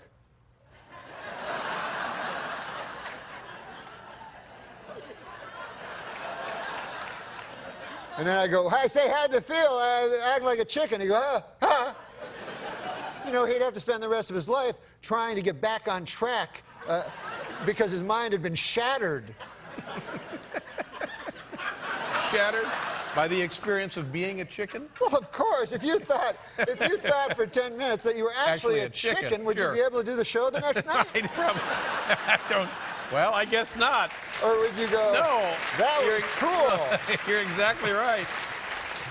Now, Norm, we're running out of time, but I would be remiss here if I didn't bring up something. People have been bothering me about this for months and months. People come on the show and they say, the next time you see Norm Macdonald, he's got some tremendous stories about the great Bob Uecker. Now, do you have a story you can tell us about Bob Uecker?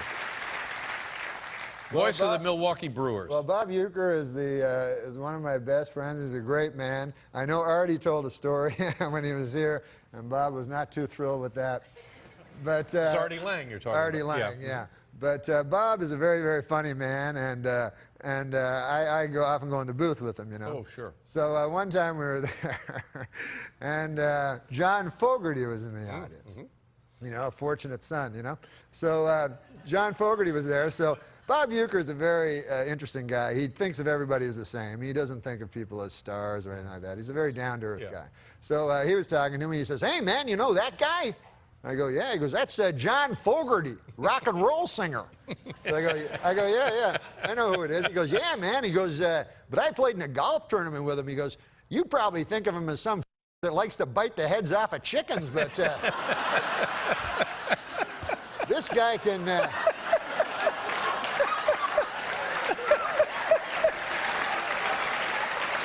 That's exactly how I think of him. This guy can get it out of the sand trap like nobody's business. So, So he goes, he's got a hell of a set of pipes on him. He goes, come the 7th inning stretch, I'll have him up here. He'll sing for you. So I said, no, Bob, don't do that. Like, don't have him come up and sing for me, please, you know. He goes, what's matter, man? Don't you even know who he is? He got all mad. So I go, yes, Bob, I know who he is. He did Creedence Clearwater Revival. Yeah. He goes, yeah, he did all that.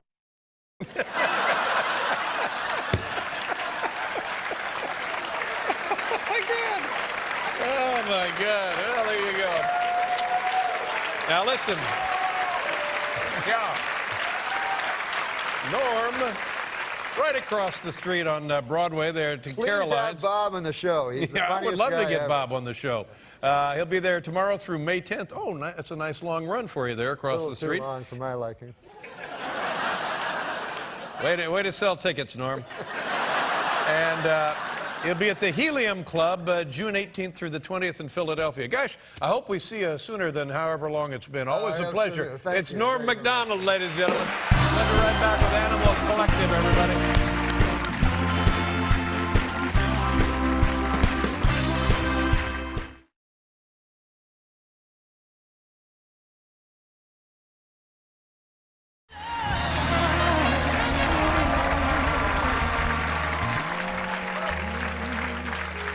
Our first guest is a very funny man and the star of a very funny brand new television program entitled Sports Show with Norm Macdonald, and you can see it April 12th on Comedy Central. Here he is, the always entertaining Norm Macdonald, ladies and gentlemen.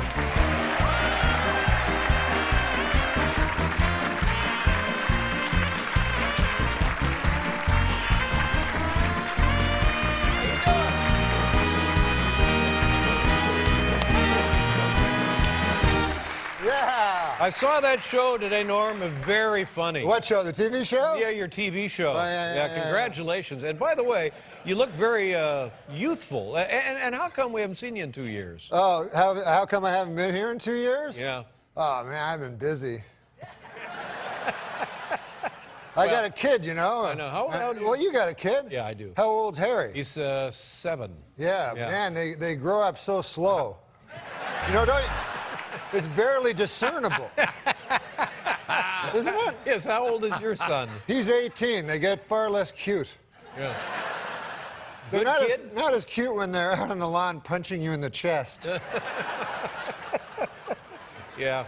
Well, anyway, it's good to have you here. Oh, it's good to be here, and, man. in addition to the new show, the Norm Macdonald Sports Show, you have like your was it your first stand-up special? Yes, I did a Comedy Central special. Great. One of 40 they did this year on Comedy Central. And, but it was fun, but I got a weird time. They showed it at 11:30 and on Saturday, and it turned out that was during this thing called Earth Hour. I think some people know what it is. Yeah. On Earth Hour, you have to turn off your electricity. So, Wow. That's horrible. and as you know, and as I know, and as they apparently know, TVs are powered by electricity. So, and furthermore, my key demographic is damn dirty hippies. Yeah.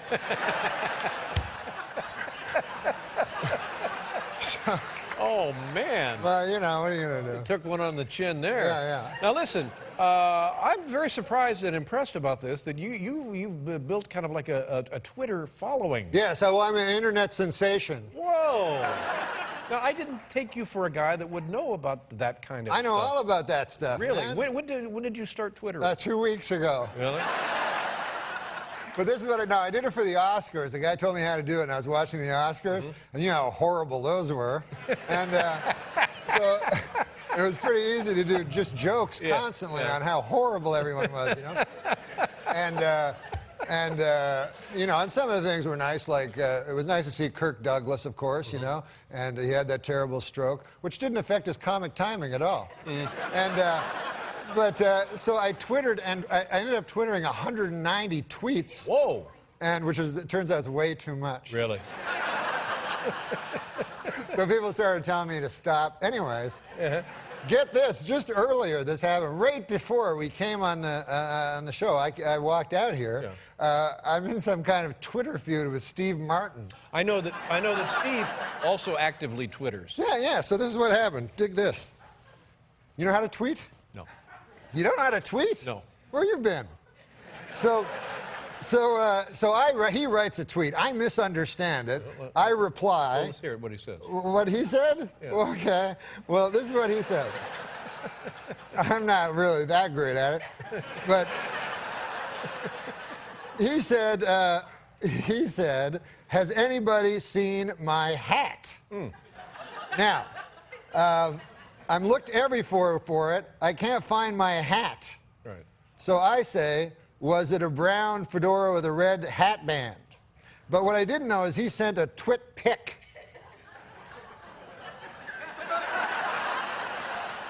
Stop right there. Let me just say, if this is an example of Twitter communication, it's invaluable.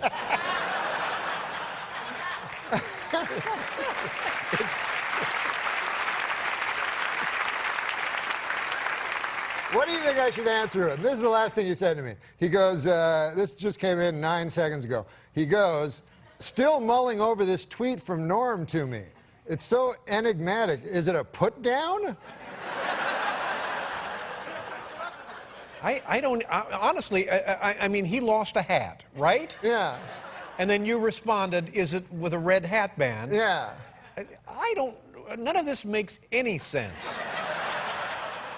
Yeah, it's a generational thing. Oh, that's but, yeah. I guess so. Well, what isn't? Now, I will tell you what's cool about the internet and being an internet sensation and stuff. On the YouTube now, everybody, you know, I don't know if you remember but the famous, and did you ever hear the Andy Williams quote? In the future, everybody will be famous for 25 minutes? Yes. I think it was Andy Warhol. Huh? Andy Williams was Moon River. Oh. Andy, well, it's a generational whatever. thing. Yeah, okay.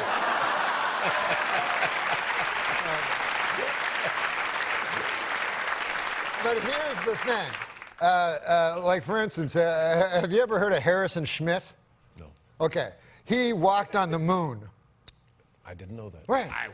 An astronaut. Right. A guy who walked on the moon. There's very few people that have been in the position to go, hey, where's the moon? There it is. Right. Well, you're right. That's a good point. Right. Now, so 12 people have landed on the moon. Neil Armstrong, Buzz Aldrin. Who else? Right. So this Harrison Schmitt fella must be going, what the hell do I have to do to get famous? Yeah. Right? Meanwhile, the Kardashians, we know Khloe, we know... It's awful. Yeah, Lois. Lois Kardashian. All of them. We'll be right back with Norm Macdonald, everybody.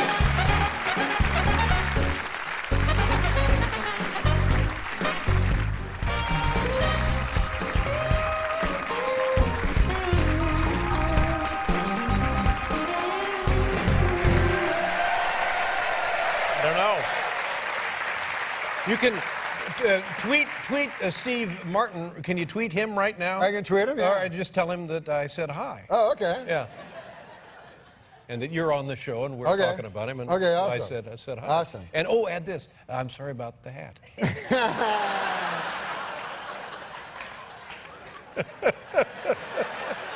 You know what's great also while I do this, I'll tell you this. The great thing about the blogosphere. Now, the great thing is this, that you have friends, you see what I mean? Yeah. Now, on the computer, I have about 160,000 friends. Whoa. In real life, I have 2. But I actually like my friends on the blogosphere here, because this is the thing. Like they can go like in real life, right? Your friend will go, hey, my grandmother died this morning, and then you go, oh, good. Do you want to come over to my house and talk about it for 4 hours? And then on this thing, your friend can go, hey, my grandmother died today, and then you go, unfollow. Now, Norm, are you? Do I remember that you were? I'm talking to Steve Martin. Okay, I'm sorry. I mean, if you just get that over to him by Labor Day, that'd be. Do you still gamble? Somebody told me that you did. Or did we know that? Yeah, I used to gamble. You don't gamble anymore. Don't gamble anymore. Was man. it a problem? Did it get to be a trouble. problem? Yeah, it got to be a problem, man. And then I tried to do it smart. Every time I tried to do it smart, a bad thing would happen. Like you know? What do you mean? Well, one time I was trying to handicap baseball, you know, which you can actually beat baseball if you handicap it properly. So I was trying to handicap, and I figured it out for like 3 hours, and I went down to the book in Mirage, the sports book, went up to the fella, you know, and there was a guy beside me, a big fat guy, you know, and he was dressed like real rich, you know, and he opened a big attaché case filled with $10,000 chips, pulls out like $750,000, and he's going to bet on this boxer, you know, a fighter, you know? Yeah. And it was a 4-to-1 underdog. So I said, I'm not going to bet my baseball bet. I'll just bet on this 4-to-1 underdog, you know? He must know something. Yeah, because this guy must know something. He's probably in the mafia.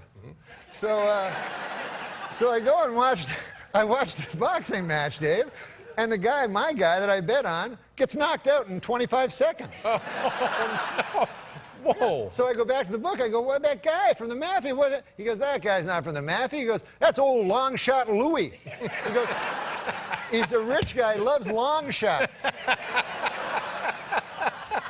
Well, there's just no winning, is there? No, there's no winning. Nobody ever wins. Now, this sports show with Norm Macdonald premieres. You know, it's my birthday, April 12th. That's your birthday? I saw it this afternoon. Very funny show, and I think it's going to be a huge hit for You you. want to hear a sports joke? Yeah. Oh, you like racing cars, right? Yeah. How about that Daytona 500? Yeah. How about that kid that won? Right. How old was he? Like 20? Yeah. He raced all around. You know why he went so fast, apparently? He was texting the whole time. It's generational.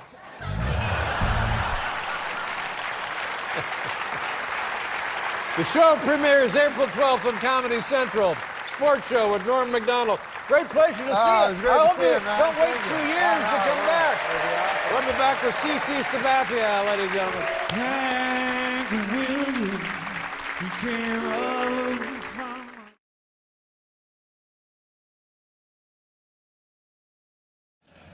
Our first guest is one of the, this guy is actually funny. There's no two ways about it. Any way you look at it, up, down, left, right, he's funny. Wake him up in the middle of the night, he's funny. Drive cross country with him, he's funny. Fight him, sparring session, he's funny.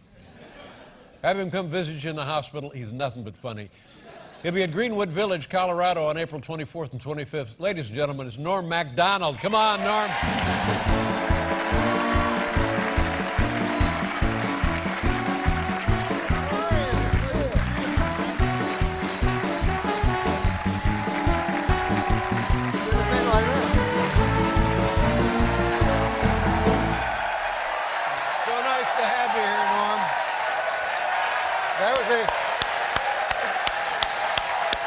How you doing, buddy? I'm doing well, sir. Case goes crazy.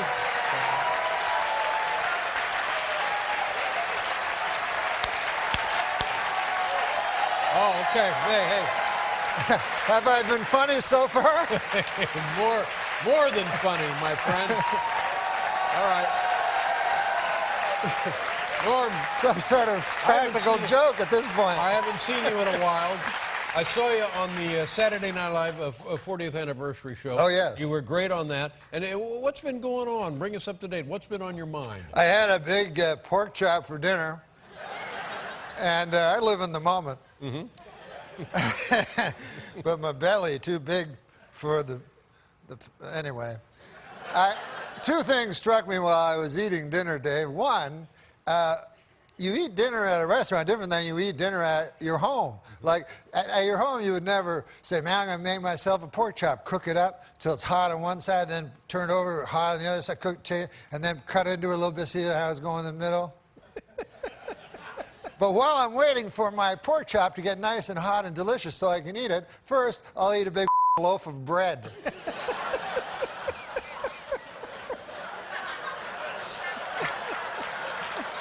So that's at home. Yeah, that's at home. Get 20 or 30 pats of butter. The other thing I noticed is dessert. Now, in the old days, dessert, the waiter would come to your table and go, what do you want for dessert, a apple pie or a cherry pie? Oh, yeah. You go, I'll have a cherry pie. Sure. Or an apple pie, it don't matter. No reason to divide the audience this early. No, that's right. You don't want to do that, no. But you would order your pie, you'd eat it, and everything would be fine on earth. Yeah. Nowadays, it's all different. Guy comes, he's got a big tray. Oh, yeah. He had a canted angle, every confection known to man. Sure. Suddenly, his tone changes. It's not like the pork chop anymore. Some kind of sexual undertones going on. He's like, you like this? You're like, I don't know. What is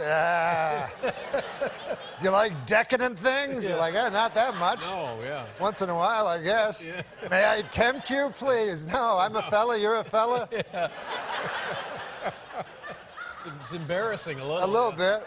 Now, Norm, I don't know your age, none of my business, but let me just ask you this. Are you at that age when you start to notice your age is bringing different things to the party? Oh, yeah, I don't remember nothing no more. I used to remember everything, man. Remember all the presidents, Having trouble with the... all the prime ministers, Well, from Sir John A. Macdonald right up through Stephen Harper. Canadian prime ministers, sure. But now I can't remember. And, you know, as an actor, it's hard, I've heard. But I had a TV show once, Norm. Uh-huh. I played Norm.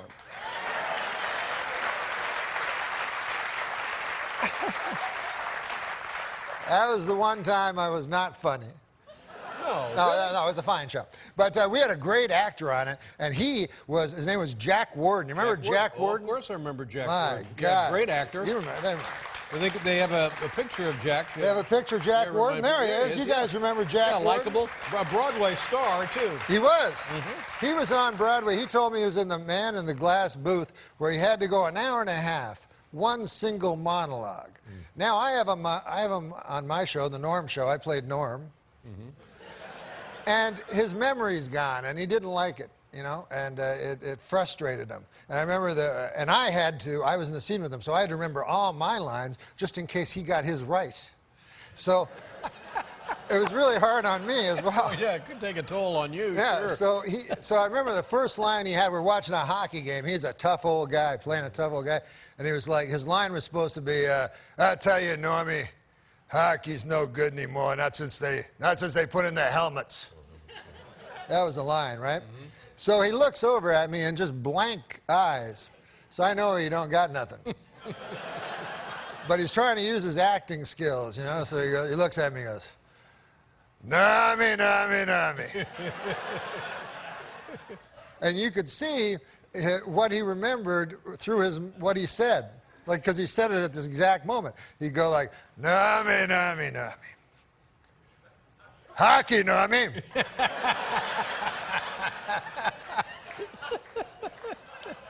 Hockey, Normie. And we're in the set as a rink. Oh, yeah. Hockey, Normie. I'll tell you about hockey, Normie. I'll tell you, it's no good anymore, Normie. You know why it's no good anymore, Normie? I'll tell you right now. Normie, Normie, Normie. That was cut. Take two.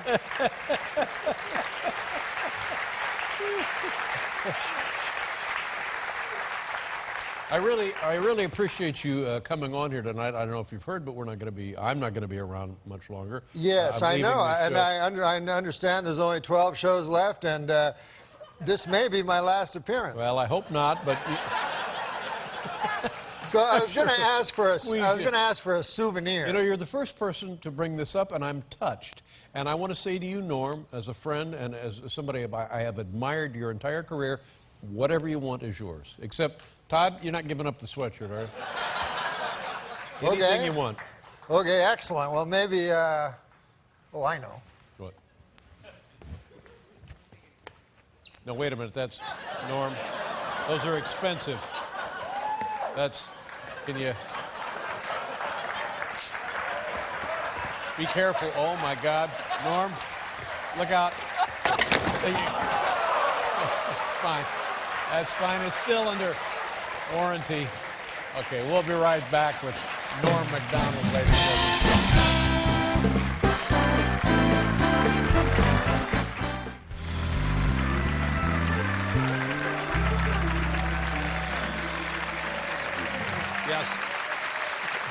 Have you? I know as a comedian, one of the places everybody wants to work because it's all right there. For Oh my God, I'm winded from that joke. Yeah, that's the very I will best say, kind. in all sincerity, I know you don't like to hear these things. Emotions, you're like Nixon and. I'm like Nixon. But I will say, your hero was Johnny Carson. Yeah. Well, you are my Johnny Carson. Oh, stop it. Please, Norm. Please, let's get all Now, these up. now, but what complicates things a little, Dave, is Johnny Carson was also my Johnny Carson. Good. So I have two Johnny Now, Carsons. here, let me just say something about you. One of the many things that I love about you was your love of George Miller, who was a great friend of mine. Oh my God, I love George Miller. Yeah. Can I do a George Miller joke? Yeah, do a George Miller joke. This is a George Miller joke.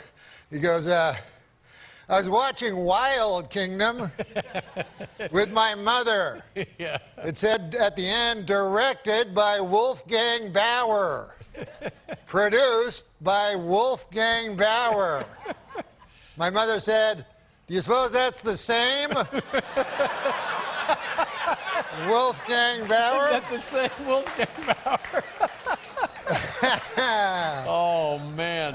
What's your favorite joke, George? Well, my favorite joke, and it'll take a little explaining. I've told it over and over again. It was told by his girlfriend at his memorial after he had passed away. He and his girlfriend not getting along very well, and George apparently one night had come into her apartment while she was gone and done some mischief.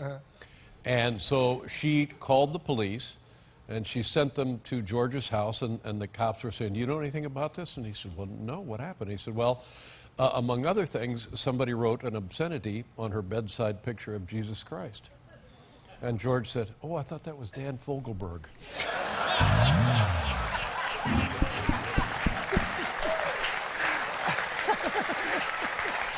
That's strong, huh? Sure. There's a passing resemblance, no question. Yeah. So anyway, when you're in Las Vegas. Las Vegas, the oddest slogan I've ever heard. What happens in Vegas stays in Vegas, they say. Of course, it's not true. You can't kill a person and leave. They'll follow you across state lines and bring you back, and you'll face a jury of your peers. So I said, what does that mean? What does it mean? Like, what are they getting at, you know? I started ruminating about it. I whittled. I started whittling. Oh, you whittle? Yeah, when I ruminate, I you whittle. Whittle and ruminate. Yeah, whittle. Hand in hand. And I said, what does that actually mean? What happens in Vegas stays in Vegas. And it came to me in a sudden. What it means is you can have sex with a prostitute in Las Vegas, and she will not tell your wife. They're very discreet in Vegas. They're not like these gossipy small town whores. You know.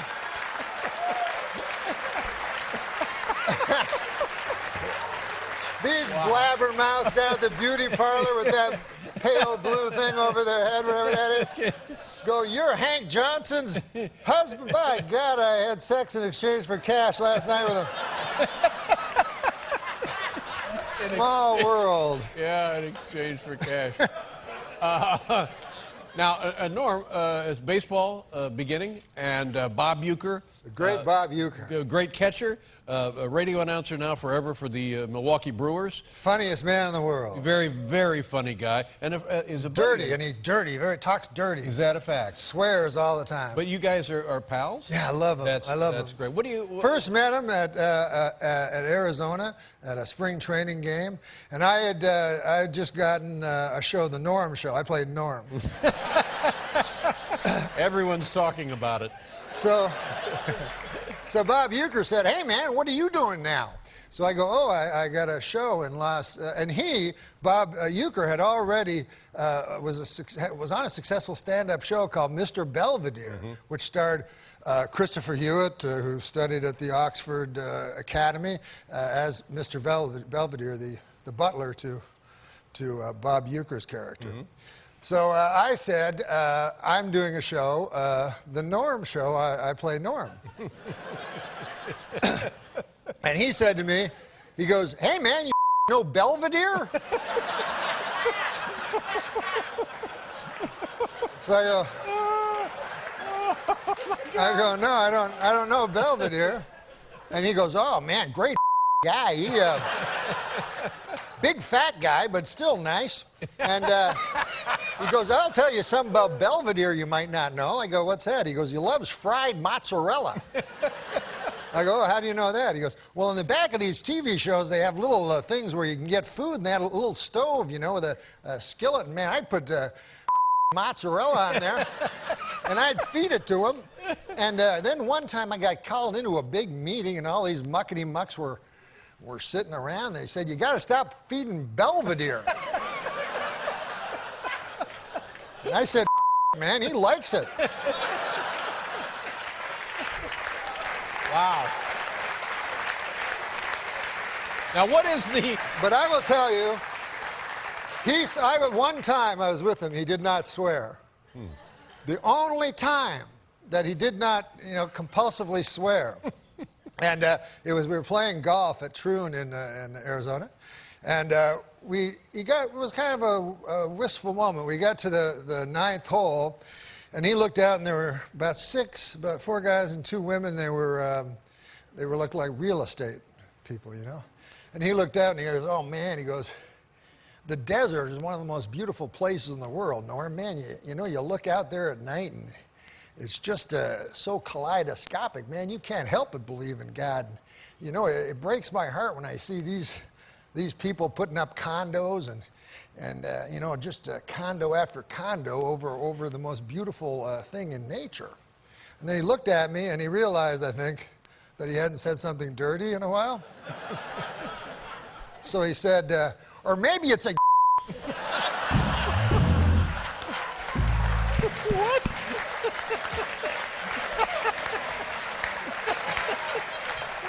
Yeah, that's right.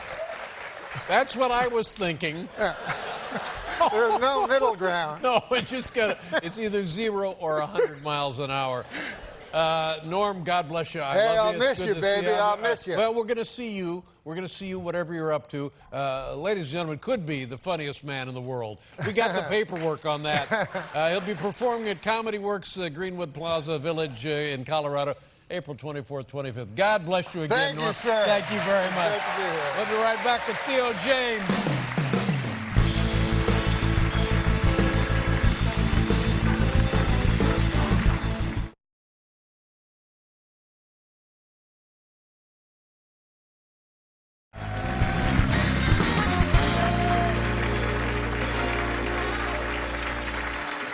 Ladies and gentlemen, this is something exciting. Our next guest made his stand-up debut. I did not remember that. This man began his television stand-up debut with us 25 years ago. Didn't know that. I didn't know that. Very talented actor. Nobody funnier. Ladies and gentlemen, Norm Macdonald.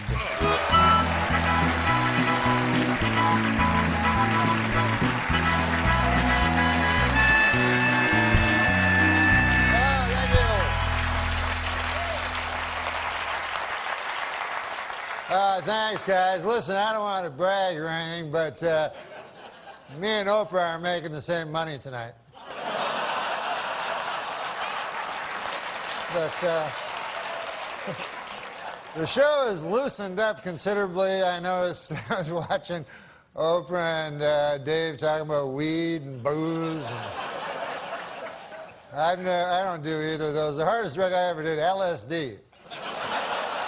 And I remember I was a kid, I was like 16, and I remember they warned me, they said, hey, you gotta be careful with that LSD on account of you can get a flashback. 10 years can go by, 20 years, 30 years, and a flashback will happen. So I thought, hey, that seems like a good deal. You know, you tell me I buy a drug for $5, I eat it, I get high, and then 20 years later I get high again?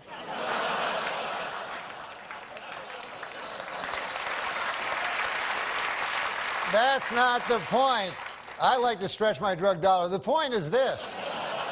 10 years have passed, 20 years have passed, 30 years have passed, and no flashbacks. What a gyp that turned out to be.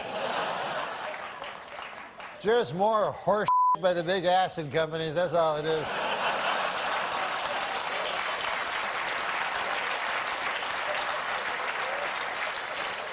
But I can't believe it's been a quarter century since I made my television debut. It was all different back then. You know, it was back then, I remember if you wanted to take a picture, you would use a camera, not a telephone. As a matter of fact, if you used a telephone, people would look at you odd. You know, like, just stay still like that. What about in the old days when they took pictures of you way back, you know, where they pulled that thing and exploded and stuff? I got a picture of my great-grandfather. The thing took 6 hours to take your picture, and there's a picture of my great-grandfather, one. They only had, every guy had one picture back then. And it's just him like...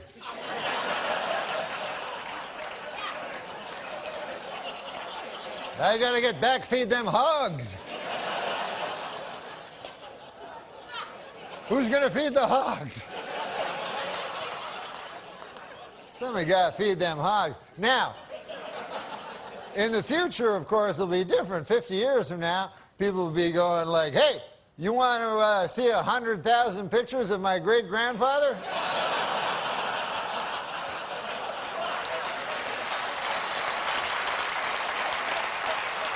I got him right here, plus everything he did every day of his life. Hey, this occurred to me today. ID, which I had to show it again. There's a strange abbreviation when you think about it. I is short for I. And then D is short for dentification.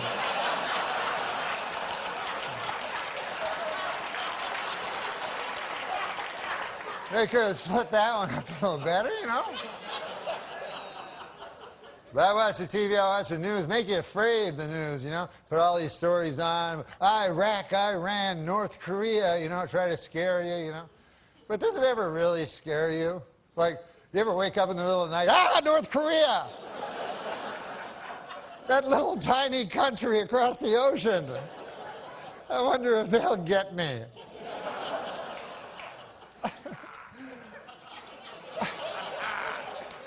Plus, didn't MASH settle that like 20 years ago? Why'd I have to watch that stupid show? There is one country that worries me, though. Not Iraq, not Iran, not North Korea. The only country that really worries me is the country of Germany. I don't know if you guys are history buffs or not, but...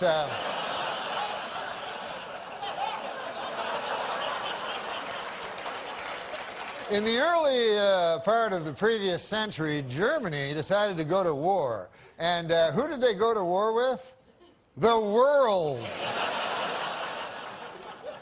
It had never been tried before. And so you figure that would take about 5 seconds for the world to win, but no, it was actually close.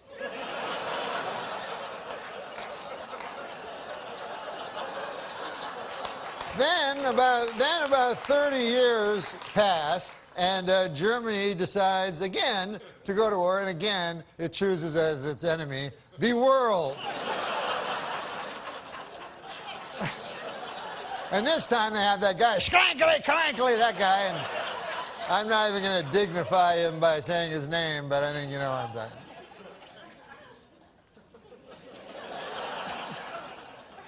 But you'd think at that point the world will go, listen, Germany, here's the deal. You don't get to be a country no more on account of you keep attacking the world. I mean, what do you think, you're Mars or something? Anyways, listen, folks, this will be my last time on the David Letterman Show, I understand. And you guys, we all know that David Letterman was the greatest talk show host who ever lived. But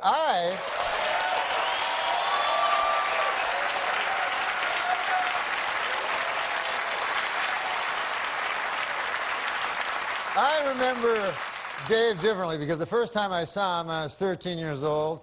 I was living in...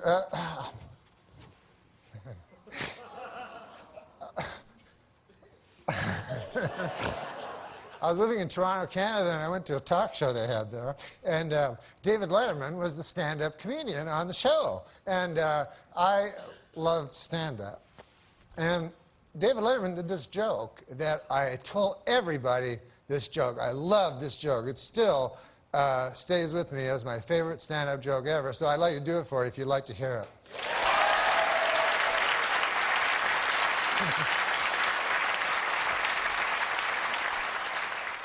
He goes, I was on the street the other day, and I saw a garbage truck, and on the back of the garbage truck, there was a small sign that said, "Please do not follow too closely." Another of life's simple pleasures, ruined by a meddling bureaucracy, ladies and gentlemen.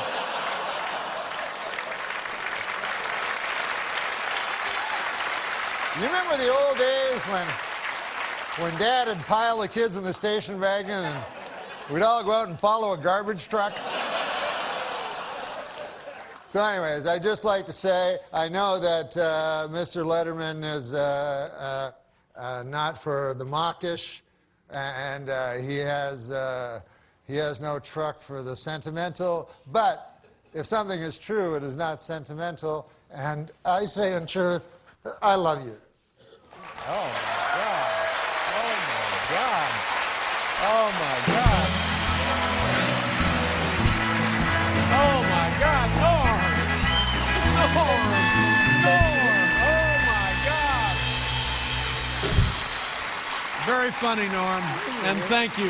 Thank you for everything. Thank you. Norm Macdonald, ladies and gentlemen. That was very sweet, Norm. Good night, everybody. Now, stay tuned for James Corden. This is Alan Coulter speaking. Good night, everybody. The Pants People. Potential jurors for the O.J. Simpson case were asked to fill out a 75-page jury questionnaire this week. In the entire state of California, only one person got a perfect score.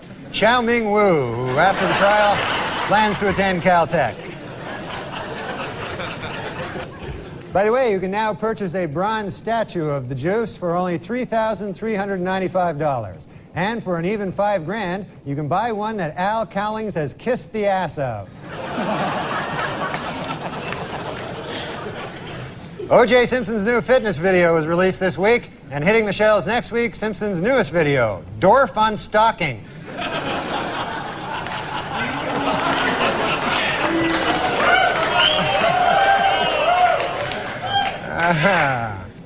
The crowd is torn.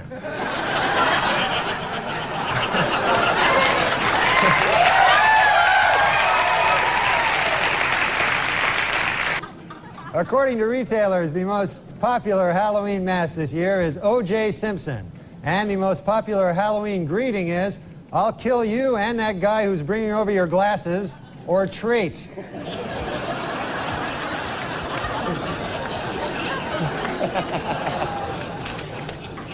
And the Pope came out with a book this week, which contains a series of essays examining faith and morality in today's secular world and the changing role of the Catholic Church as it approaches the 21st century.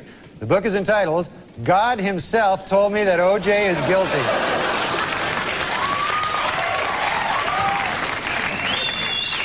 In other book news, Prince Charles released an autobiography in which he states that he never loved Princess Di and that his father pressured him to marry her. The book is entitled, "Of Course O.J. Did It. I mean, come on."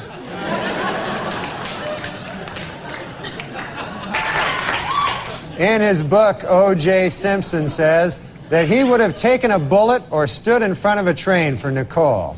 Man, I'm going to tell you, that is some bad luck when the one guy who would have died for you kills you. That's probably... You don't get worse luck than that. And O.J. announced this week that he's coming out with a new book called I Want to Tell You.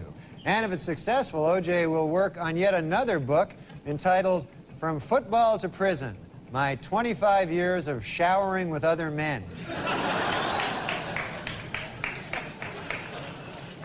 And finally, in honor of the 50th anniversary of their first publication, Random House will be releasing special commemorative issues of many Dr. Seuss classics. The first to hit the bookshelves will be Green Eggs and Ham and O.J. is Guilty. Judge Ito was interviewed this week by a local TV station in Los Angeles. Asked by the interviewer if it was appropriate for a supposedly impartial judge to be on TV with his case still pending, Ito said, "Maybe not, but how appropriate is it to kill your ex-wife?"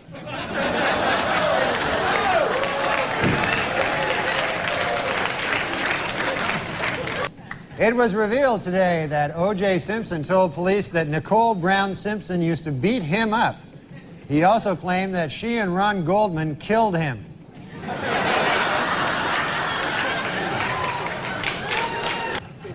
O.J. Simpson's lawyers have decided to skip hearings on DNA evidence and go right to trial. Asked why they did this, the lawyers replied, "We want to get O.J. acquitted as speedily as possible so he can get back to doing what he does best, killing people." Well, let's get to O.J. O.J. Simpson's lawyers say they don't want the families of Nicole Brown and Ronald Goldman in the courtroom during the trial. They're afraid the presence of the family members will just remind O.J. of how much more killing he still has to do.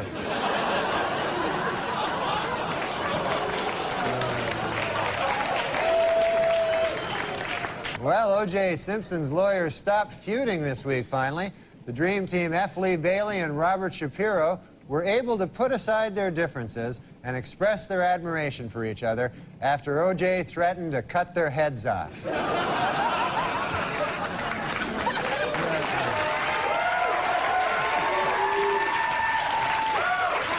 According to the National Transportation Safety Board, sleepy truckers are responsible for 1,000 deaths a year. In second place, O.J. Simpson at 2 deaths a year. It was revealed this week that defense lawyer Johnny Cochran once abused his first wife. In his defense, Cochran said, "Hey, at least I didn't kill her like some people I know."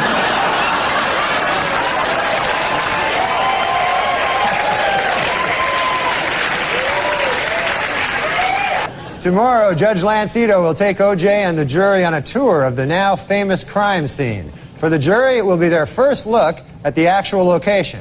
Of course, for O.J., it will be just a case of been there, done that.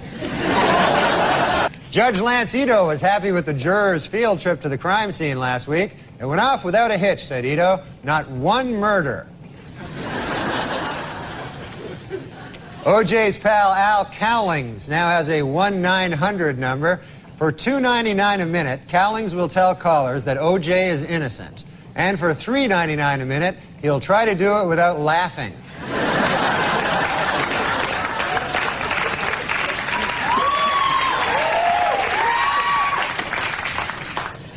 And this week, Simpson defense lawyers questioned witnesses about a half-melted container of ice cream found at the murder site. The Simpson defense has seized upon the ice cream for 2 reasons. 1, it may help fix the time of the murders, and 2, it was the only thing in the murder scene without any of O.J.'s blood on it.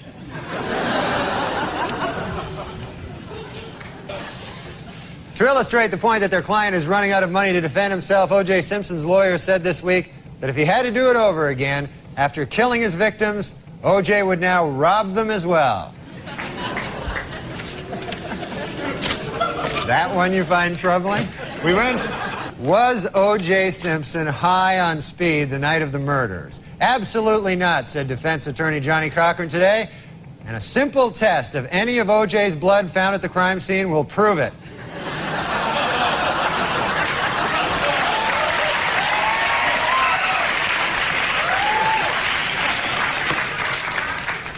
And O.J. pal Al Cowling said this week that in looking for the truth in the O.J. Simpson case, he sometimes talks to a picture of Nicole Brown Simpson, something that in the past would have gotten him killed by O.J. F. Lee Bailey said this week that if the defense only knew what Ron Goldman's last words were, they might be able to find the real killer. You know, if you ask me, Goldman's last words were probably, "Hey, you're O.J. Simpson."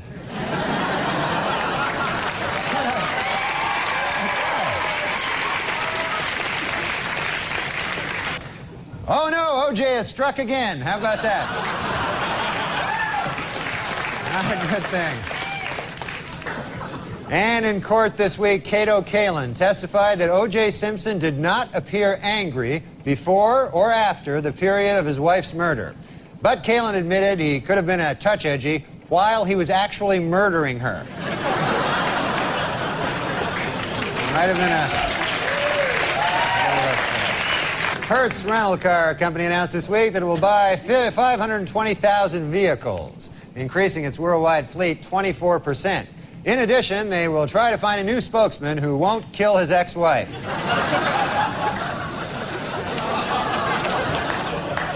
This week at the O.J. Simpson trial, the infamous bloody glove was finally introduced into evidence, and O.J. didn't help his case any by blurting out, "There it is, I've been looking all over for that thing." That's that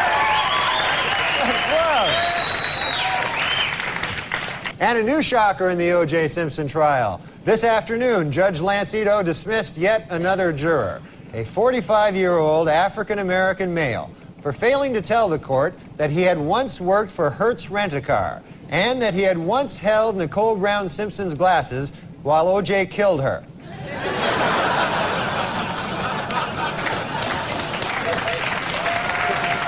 Dismissed Simpson juror Jeanette Harris revealed in interviews this week that the jury is torn by dissension and is already divided into two camps, those who think he is guilty and those who are really, really stupid.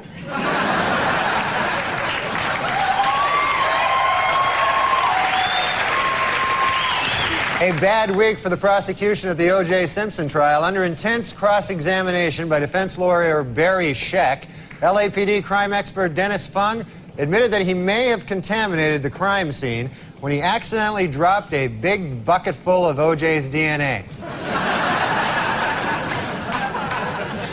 Our top story tonight, this week in the O.J. Simpson trial. After grisly photos of the murdered Nicole Brown Simpson were shown in court, O.J. turned his head away and wept. It was at that moment that he realized he would never be able to kill her again.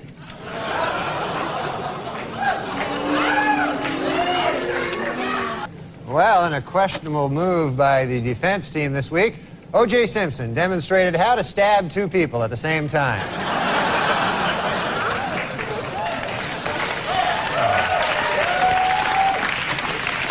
Remember 12 Angry Men, the classic courtroom drama? Well, the first film about the O.J. Simpson case is in the works. It's entitled 9 Angry Black People, 2 Scared Asians, and a White Guy Who Hasn't Spoken Since Rosa Lopez.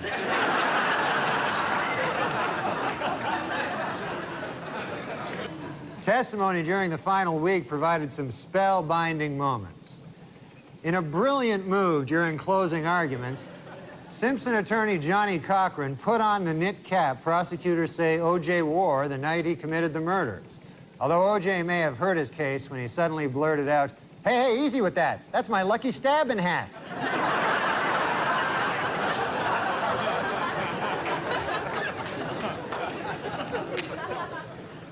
Well, the trial of the century is over. Late yesterday, the fate of O.J. Simpson, the most famous murder suspect in United States history, was placed in the hands of the jurors. They must now decide whether to free him or get all their heads cut off. Thanks. Thanks. Well, hey. Hello. No, you don't have to say hello. Big week for me today. I bought a dog, and man, I don't know about you, but these dogs are getting kind of expensive, aren't they? Aren't they? The hell's going on with the price of dogs? I mean, what's the deal there with the dogs? So I go to this dog store, you know, and a typical salesman there, you know, he's one of them big, high-pressure dog salesman types, you know. So the guy tries to sell me his dog, $500, you know, big $500 dog, and I'm looking to pay, you know, maybe a buck or $2 maybe. I'm thinking $2. That was my ceiling, you know, $2. I figured I'm not going higher than $2. What am I, made of money? So the guy goes, no, he says, buy this dog here. He says, this is a pit bull. It will protect your valuables, this dog, you know. And I don't have anything valuable. I don't own anything. What do I look like? I own stuff? You know? I bite a pit bull, that would be the most valuable thing I own. That would be the thing.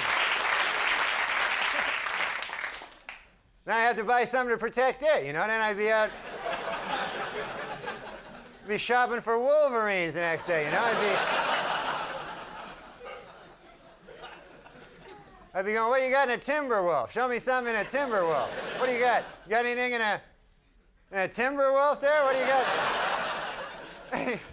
Timber wolves? But you got it, you know, they're an expensive dog, you know, that's my point.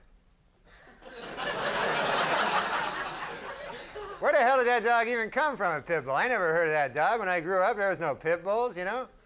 That's not even a... How does that dog just show up like that one day, you know?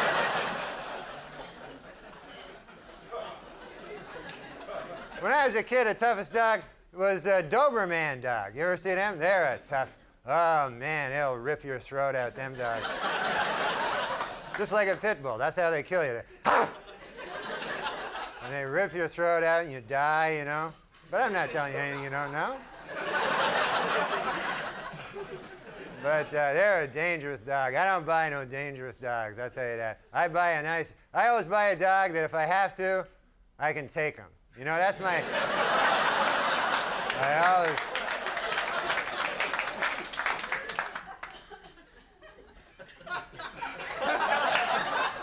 I got a wiener dog. I got one of them. That's a nice dog, a wiener dog. They can't rip your throat out unless you're lying down, you know, that'd be the only way. You'd have to be lying down, sleeping. And then late at night, the wiener dog would sneak up and start nibbling at your throat there. Like that. And then you wake up, oh, get away from me, you wiener dog! What the hell you think you are, a pit bull or something? You're not a pit bull. You're nothing but a wiener dog. It's ridiculous. It's all you'll ever be, when you think about it. Oh, man, but I love my wiener dog, you know? You don't see Dobermans anymore, you notice that? Pit bulls now everywhere. Doberman's like a forgotten dog, you know? You never see a Doberman. Once in a while you see him, like you'd be on a park bench with a Frisbee. You know, I used to be somebody.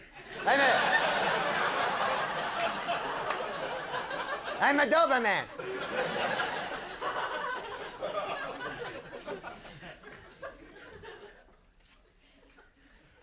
But oh, I love my wiener dog. I got him a nice gift. It's his birthday. He's got a lot of birthdays. I got him one of them rubber bones. You ever see them? That's a fun gift, huh, for a dog? And then the dog gets it, goes, yes, not a bone, yeah. Yeah, a million laughs. It's not a bone at all. Okay, well, hey, that's it for me, huh? Hey, you guys have been great. Hey, enjoy. Good night.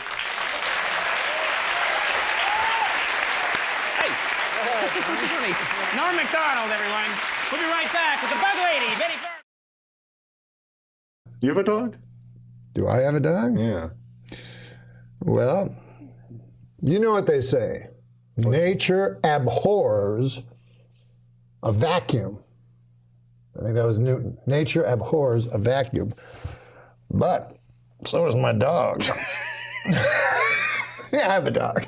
Dance like no one is watching, sing like no one is listening, love like you've never been hurt, and fuck like a goddamn retard. I said the word retard.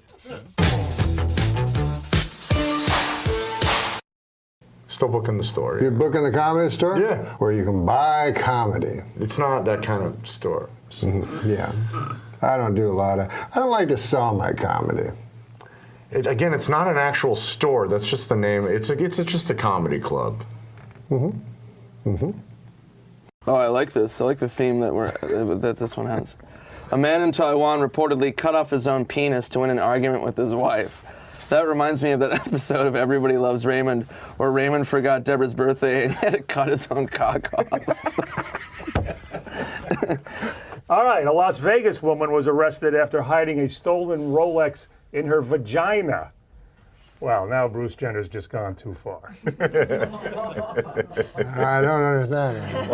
Michelle Obama has booked a cameo on the ABC show Nashville. With this and her appearance on iCarly, I think Michelle is ready to start appearing in films. May I suggest my favorite film series, Black Ass Fuckers? It's actually... That's too dirty. Let's do a nice joke to clean it up. Opinions are like assholes. Neil Patrick Harris wants to stuff... You should let me read this ahead.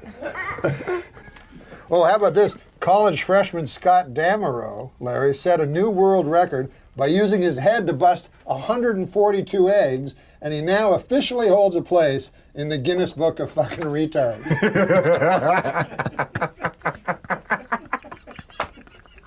Organist Ray Manzarek died this week at the age of 74. The Curse of the Doors. Do you know what Adam Egert has in common with a guitar player? Adam Egert has in common with a guitar player. No, I don't know. They both love fingering minors. Now, okay, come on now. Come on now. Because of droughts all over Europe, scientists are predicting a global shortage of olive oil. Soon the world will know how Popeye felt after the death of his wife. Olive oil. My favorite George Miller joke. I played a great club here in the city, Catch a Rising Star. Boy, that's a good club. But across the street, they have a tough club. Have you been there? Snub a bombing has been. Yesterday was Bring Your Daughter to Work Day, which was awkward for Adam Egert. Do you know how hard it is to fuck a whore with her kid on the edge of the bed playing Nintendo? I mean, that is a hard job. Thomas Edison invented the light bulb, but I invented the light bulb up my ass. Always ahead of his time. Oh, come on, man. The guy who did the voice of Charlie Brown, he was arrested for stalking his girlfriend this week. He also said the next time Lucy grabs away the football, he's going to cut that bitch. Pain and Gain, the new movie directed by Michael Bay. Reviewers are calling it everything from shit to fucking shit. If tampons are called sanitary napkins, how unsanitary must regular napkins be? Can you see like George Carlin doing that or something? Yeah. Yeah. Hey, look at this one. Researchers in Bermuda believe they may have finally solved part of the mystery surrounding Amelia Earhart's disappearance. She was a bad pilot. I don't know. Yeah. It's not my fault. Bermuda. She didn't go down anywhere near Bermuda. What do you call a gay boxer? Huh? What do you call a gay boxer? Norm Macdonald. No. The Blue Man Group has been forced by the federal government to hire an orange man and a purple woman. Oh my God. Dear. I was raised in a broken home. My father was a drunk carpenter. One of the most popular documentaries on Netflix is Jiro Dreams of Sushi? Jiro Dreams of Sushi. I've seen that. That's very good. That's You a have? fantastic Yeah. documentary. One of the least popular documentaries, Jiro Nightmares of Asteroid. Oh, yeah. Yeah. Where do you get these jokes? Some guy. Here. This is an actual These are joke. Norm jokes. This is an actual joke. It's kind of a weird feeling watching the Flintstones lately. Yeah, it's weird. Watching Flintstones? Sure, yeah. How so? With their Stone Age drive-in movies and their Yeah. caveman bowling, it just seems so dated. It does in a way.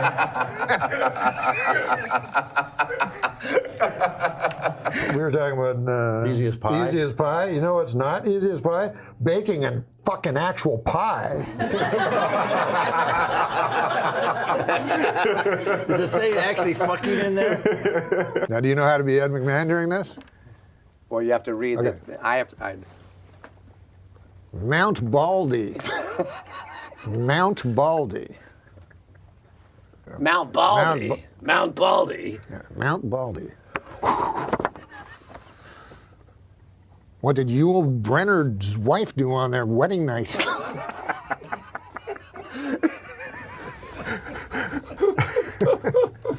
Here's one that's good for you.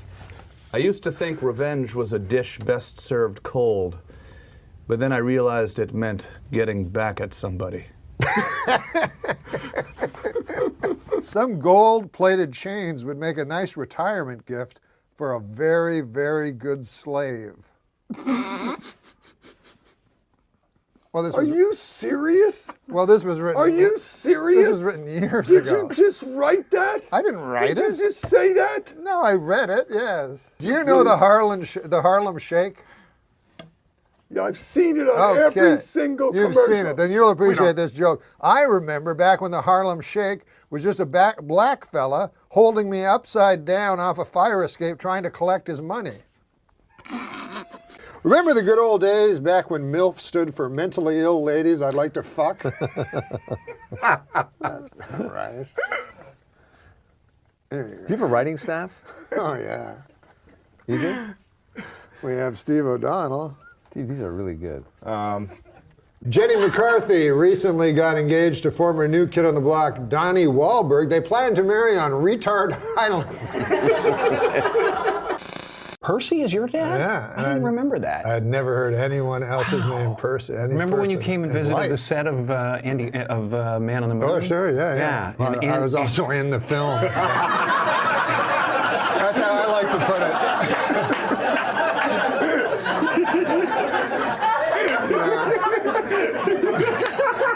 I know I'm not the most attractive. I know I'm not the most attractive man in the world. I Matter mean, of fact, when women look at me, I can tell they're overdressing me with their eyes. his girlfriend, he had a, what do you call that list? Oh, if you can a freebie or whatever. Freebie. Yeah. So he picked Angelina Jolie, and Jennifer Aniston, his girlfriend, picked the milkman. I don't know, are there any we still got a milkman. I don't think there's any milkman. Don't we rip all these from When Steve I Allen? die, I want to be cremated, and my ashes spread eagle and fucked hard like a fucking real tramp. Wow, come on, man. Why did they make me say that? Wow. Jesus Christ. I've noticed that Hotel Rwanda has a great score on Rotten Tomatoes, but their Yelp reviews are terrible. Growing up, I had a dog with an eating disorder. He wouldn't eat any of my homework. The World Cup has arrived, so if you're wondering why your local bar smells, it's because all of the dirty foreigners. How many comedians does it take to screw in a light bulb? How many? 2. One to do it, and the other guy to go, how long's he been up there? A Swedish Bond girl, Britt Eklund, told Piers Morgan this week that she was seduced by Warren Beatty after the legendary Lothario took her to an X-rated movie for their first date. This is what I have to say about that. Hey, Warren, stop stealing my moves. Mickey Mantle knew 2 things: drinking and playing drunk baseball.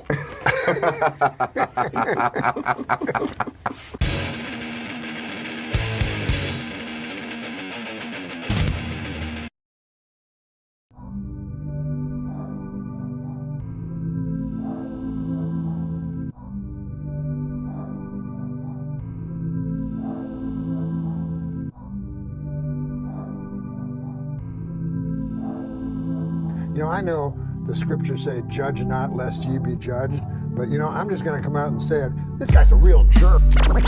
Jerk. Real jerk. Jerk. This guy's a real jerk. But you know, I'm just gonna come out and say it. Say it. This guy's a real jerk. Reviewers are calling it everything from shit to fucking shit. Shit to fucking shit. Now officially holds a place. He now officially holds a place in the Guinness Book of fucking retards.